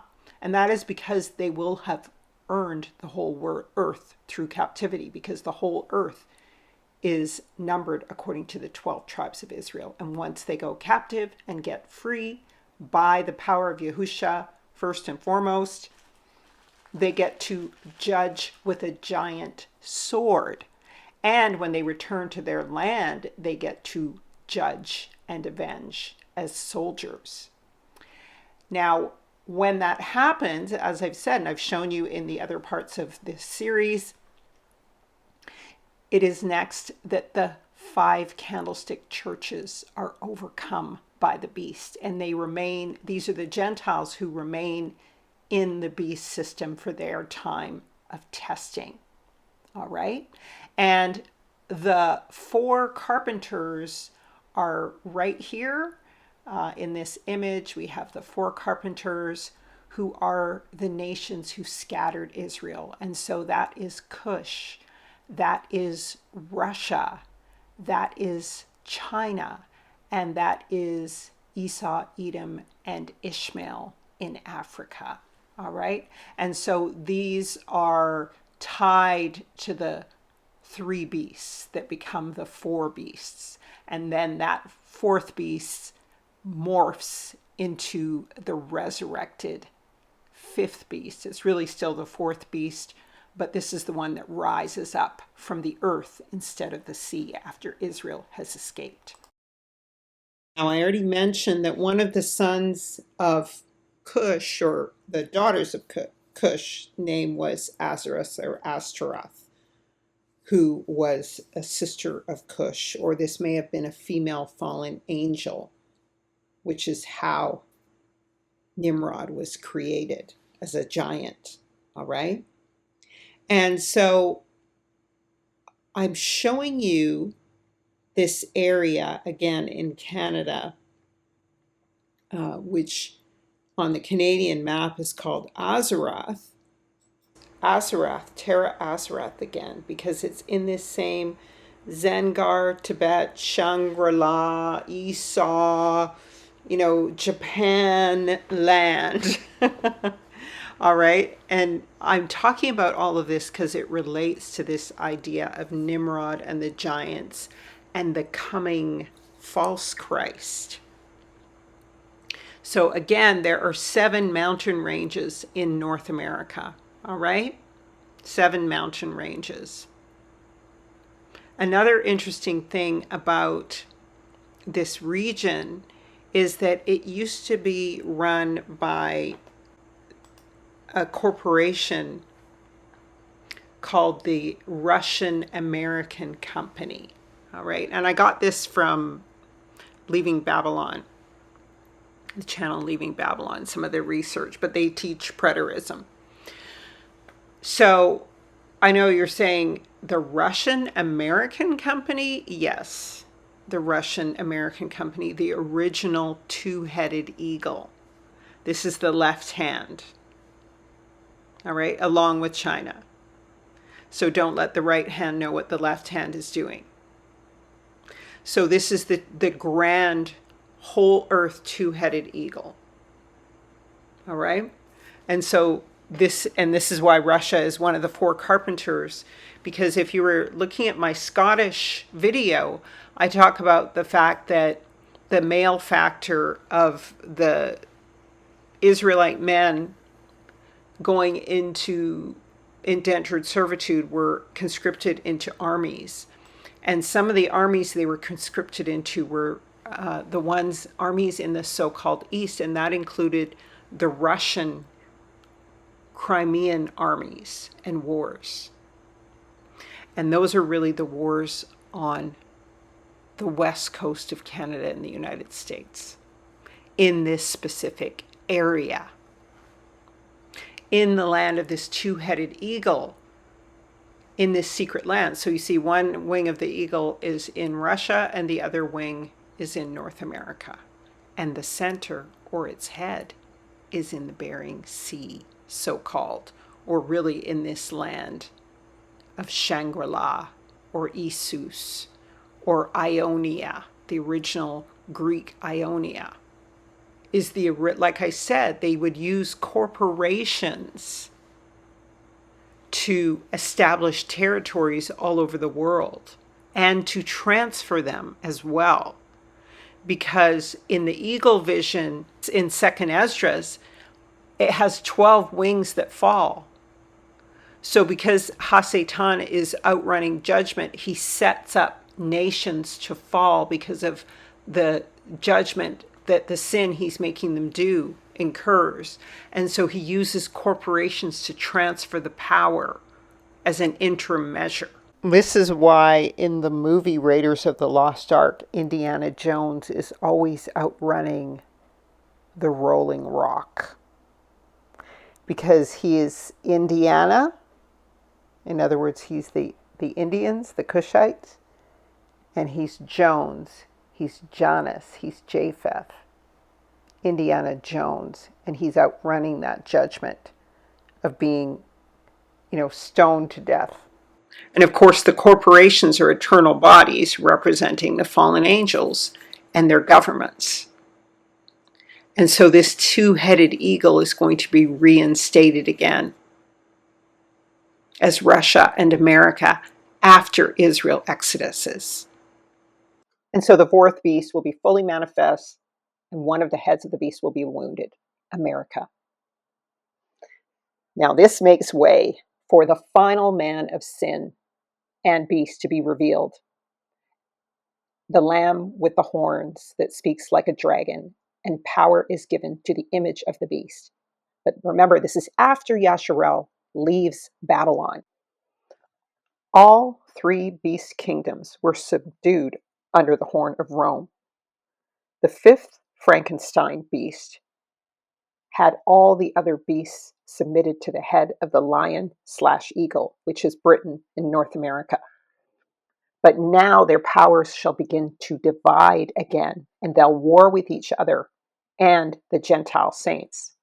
But the final Antichrist will unify them in his resurrection as the Lamb that speaks like a dragon. In Revelation 12, Israel is delivered from Babylon. After the woman is delivered and the dragon is cast down and wroth, he can no longer make war with her because Yasharel is hidden in the wilderness on the wings of a great eagle. So the dragon now goes to make war with the remnant of the saints. In Revelation 12, Israel is delivered from Babylon. Yasharel was numbered as the 144 in Revelation 7. Then fire and brimstone falls. Yasharel escapes because Yahuwah has cast down the great Leviathan. In Revelation 9 comes Abaddon and the four beasts. And I saw a star fall from heaven and open the bottomless pit, and then loose the four angels which are bound in the great river Euphrates, is what happens next. So Israel is saved according to Enoch 51. And in those days shall the earth also give back that which has been entrusted to it, and Sheol also shall give back that which it has received, and hell shall give back that which it owes. The dry bones rise. The Revelation 13 beast that rises up out of the sea, having 7 heads and 10 horns and 10 crowns. This was and is Babylon, America and Britain, and all the nations conspiring against Israel. And America, like I said, is wounded unto death. This is the beast that makes war with the churches, with the remaining saints out in the world. Because who are these saints if Yasharel is already delivered? Revelation 13, and lo, I beheld another beast coming out of the earth, which had 2 horns like a lamb, but he spoke like a dragon. And he did all the first beast could do before him, and he caused the earth and them which dwell therein to worship the beast, whose deadly wound was healed. So now Babylon is healed again. But why does this beast arise from the earth? When Yahuwah judges Babylon in Jeremiah 46, this is what he says: Let not the swift flee away, nor the mighty man escape. They shall stumble and fall toward the north again by the river Euphrates, the river Parath. And who is it that cometh up as a flood, whose waters are moved like the rivers. Egypt riseth up like a flood, and his waters are moved like the rivers. And he saith, I will go up and cover the earth. I will destroy the city of them that dwell therein. And skipping down to verse 46 and 10, because that was the dragon chasing Israel out of Babylon. But in verse 46 and 10, it says, This is the day of Adonai Yahuwah Sabaoth, a day of vengeance, that he may avenge him on his adversaries, and the sword shall devour, and it shall be satiate and made drunk with their blood. For Adonai Yahuwah Sabaoth has a sacrifice in the north country by the river Euphrates. So Yahuwah does a sacrifice in the north country by the river Euphrates. What does he sacrifice? Remember, Leviathan is smitten in the midst of the 7 streams. I believe this is the Statue of Liberty. Satan has no chain about his foot any longer as the Statue of Liberty. The Statue of Liberty is Satan, if you don't know. The chain has been broken. And so Isaiah 27 has a prophecy against the kingdom of Satan and of the joy for Yasharel and their deliverance. And Yahuwah will thresh Babylon from sea to shining sea. So again, we come back to this prophecy. In that day, Yahuwah, with his sore and great mighty swords, shall visit Leviathan, that piercing serpent, even Leviathan, that crooked serpent. He shall slay the dragon in the sea. But hereafter, Jacob shall take root, and Israel shall flourish and grow, and the world will be filled with fruit. Hath he smitten him as he smote those that smote him? Or is he slain according to the slaughter of them that were slain by him? In the measure, in the branches thereof, wilt thou contend with it? When he bloweth with his rough wind in the day of the east wind? By this, therefore, shall the iniquity of Jacob be purged. And skipping to verse 12, and in that day shall Yahuwah thresh from the channel of the river unto the river of Egypt. And ye shall be gathered one by one, O children of Israel. And so Yahuwah will thresh from the channel of the river, and I believe this is the channel of the river of Euphrates, unto the river of Egypt. So Israel can be gathered one by one. Remember, the river of Egypt is the Sea of Ma'at, the Atlantic Ocean.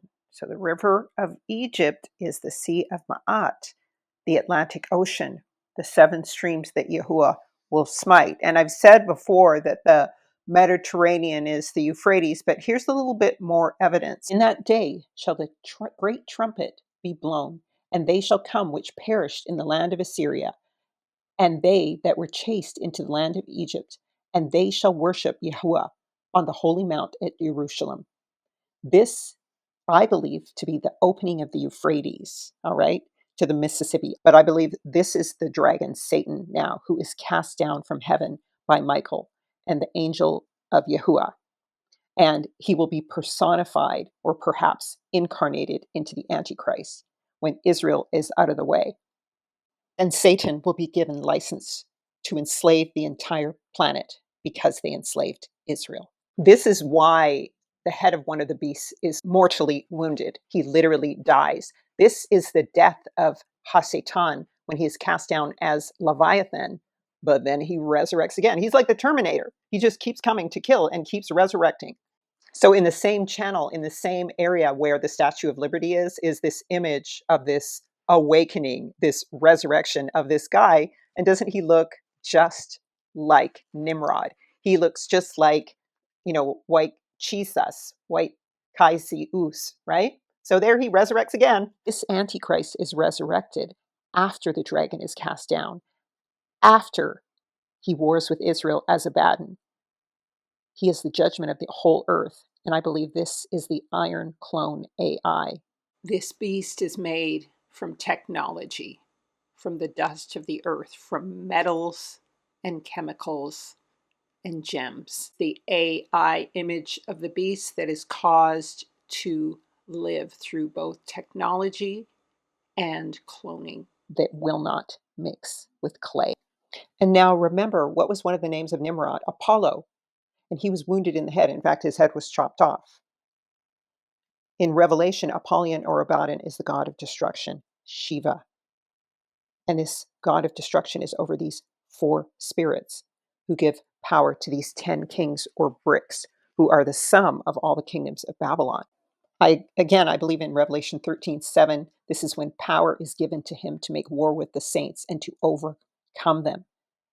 And power is given to him over all kindreds and tongues and nations, and all that dwell upon the earth shall worship him, whose names are not written in the book of life. In Revelation 6:12, Revelation 8, and Revelation 11 and 13, there are great earthquakes. And I believe that these are the ones, as Isaiah 11 says, that smite the 7 streams of the river of Egypt. And I believe as they do this, they are smiting the river Euphrates. Why? 7 streams are smitten by Yahweh in Isaiah.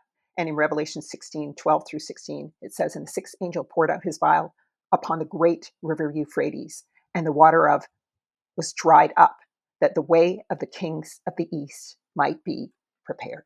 And so now I want to return to the 3 Ethiopias, or the 3 Indias. And whenever they're mixing Ethiopia with India and conflating these terms, even though the descendants of Abraham were, I believe, the first Ethiopians, and the other Indians were the Cushites, you always know they're doing some kind of conflating to generate confusion and shift meaning. And so, again, according to Pseudo-Abdias, there were 3 Ethiopias, all right, in the Middle Ages. Okay, one of the Indias faced Ethiopia, so 3 Indias. One of the Indias faced Ethiopia, the second faced Persia, and the third occupied the ends of the earth between the ocean and the realm of darkness. Now, keep in mind, according to Sir E.A. Wallace, History of Ethiopia, Nubia, and Abyssinia, it seems certain that classical historians and geographers called the whole region from India to Egypt, both countries inclusive, by the name of Ethiopia. And in consequence, they regarded that all the dark-skinned black peoples who inhabited it as Ethiopians. Mention is made of Eastern and Western Ethiopians, and it is probable that the Easterners were Asiatics and the Westerners were Africans. Now switch those around, because it would be the Easterners were Africans and the Westerners were Asiatics, all right? In the present work, which I have called A History of Ethiopia, I have made no attempt to describe the history of that large portion of the Earth's surface, which the Greeks called Ethiopia, but only of that comparatively small section of which is today named, both by the large numbers of Orientals and by Europeans generally, Abyssinia, and also of the country of Kush, which is now known as Nubia.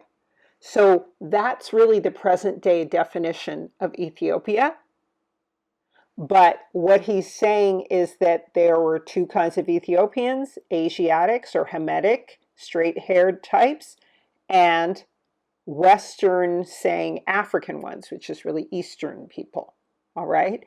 These Shemitic admixture Aphoricans would be the descendants of Sheba or Keturah and Abraham. So these are the admixture Ethiopians. The other ones are the true Cushites. Then he reverts back to today's conventional definition of the Ethiopian, Abyssinia, Ethiopia of Elam, etc., and somewhere in India. But he's not talking about what Alexander the Greeks and the Greeks' large portion of land known as Ethiopia. between the great sea and the realm of darkness, no less. Remember, Black Rock is called the place of the black waters. And the black waters gave birth to darkness. So what's he talking about? I mentioned that Shangri-La type Azeroth because I think one of the children of Kush was named Azeroth or Astaroth. All right. Remember, Prester John was saying that he was King David, and he was saying that he was King Solomon.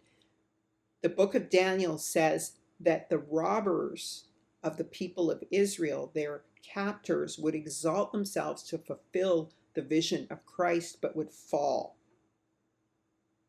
So if Prester John was running around saying he was King David and Solomon, could he have been running around saying he was the Messiah too?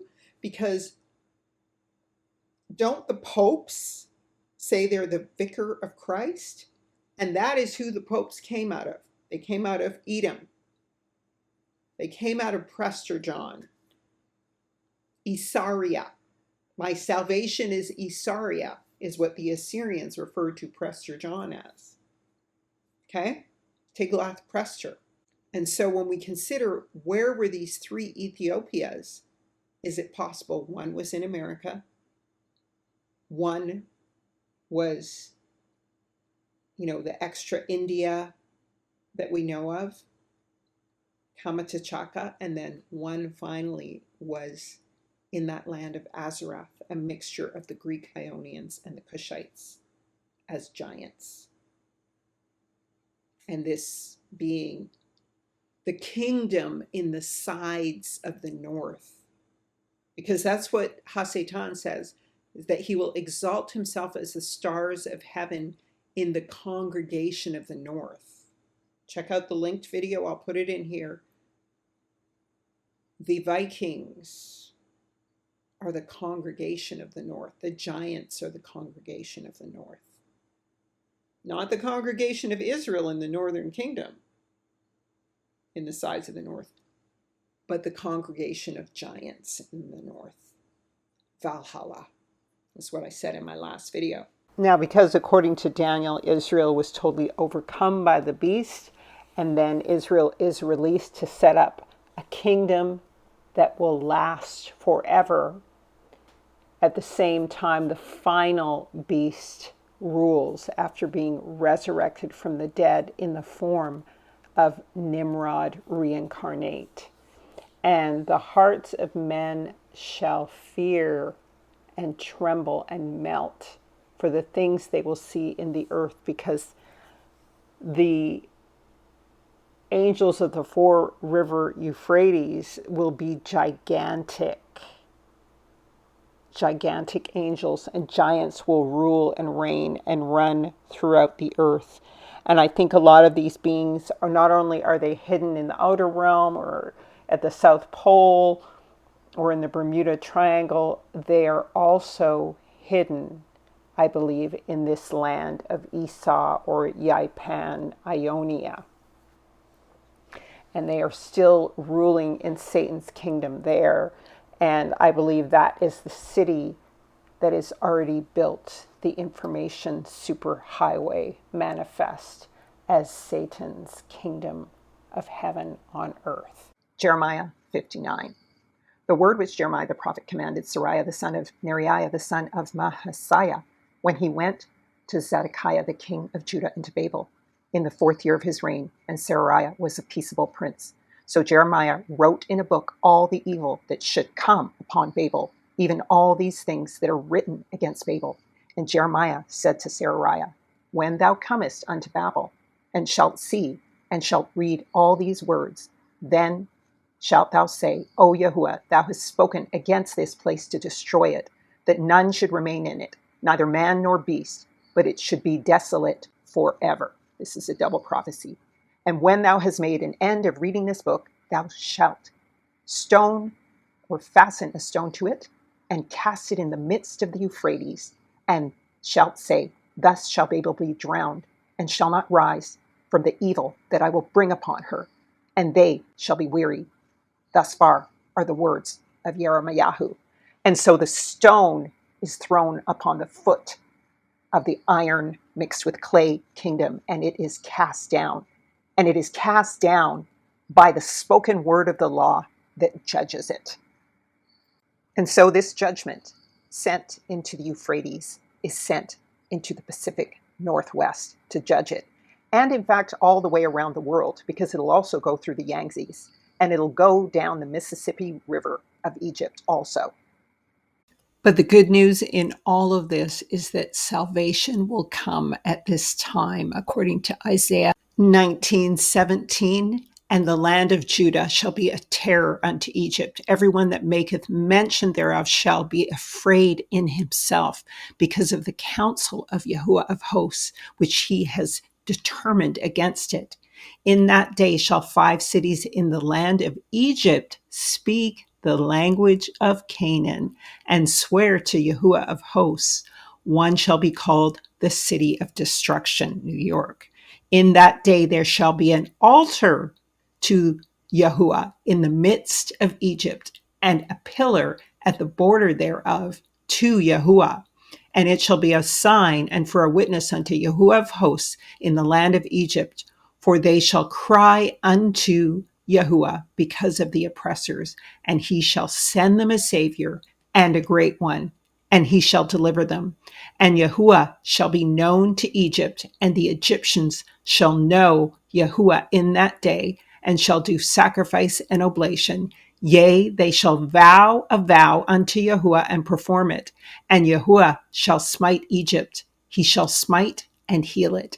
And they shall return even to Yahuwah, and he shall be entreated of them and shall heal them. So you see, this is the time of the salvation of the Gentiles and how it is done through their servitude and captivity to Ai. 19:23 to 25, for those who submit themselves to Yahuwah and believe, unlike they did after the flood, where they refused to serve Yahuwah. It says, in that day there shall be a highway out of Egypt to Assyria, and the Assyrian shall come into Egypt, and the Egyptian into Assyria, and the Egyptians shall serve with the Assyrians. In that day shall Israel be the third with Egypt and with Assyria, even a blessing in the midst of the land, whom Yahuwah of hosts shall bless, saying, blessed be Egypt, my people, and Assyria, the work of my hands, and Israel, mine inheritance. And so, family, that is the story of Nimrod end times Jesus, and how he falls as the Antichrist, and how the Israel and the Gentiles are redeemed from the fourth and sort of 4.2 beast. And I hope you got a good understanding of the location of the lands of Ham and the great Gihon and Euphrates rivers that define the land, as well as where the judgment is going to proceed from and end up at. And so I hope also you have a better understanding of the identity of the Cushites versus the Ethiopians. And I hope you were as intrigued as I was by this hidden land and this beast that really rises up out of the sea of Ma'uk. And I hope I've provided a better understanding about the geography. Just thank you so much for watching, and I thank you for your prayers and continued support. I had to get some dental surgery, so I would have really been down and just trying to heal myself. But I appreciate you guys hanging in there with me, and I can only go by the Spirit. And of course, I have to, take care of myself as well. So I appreciate you guys being here. And thank you so much for those of you who make donations and continue to be members. Your prayers and donations are much appreciated. Barak you all, and Barak Yahuwah, may he bless you and keep you and cause his face to shine on you, be gracious, lift the light of his countenance, and give you shalom. Thank you for watching. Thanks for your donations. Please like, subscribe, and share, or go to intoalltruth.net to get our appointed times calendar so you can keep the appointed times at the right time. That all of Yasharah Yisrael, who love, worship, and praise Yahweh. Give him thanks by saying Hallelujah.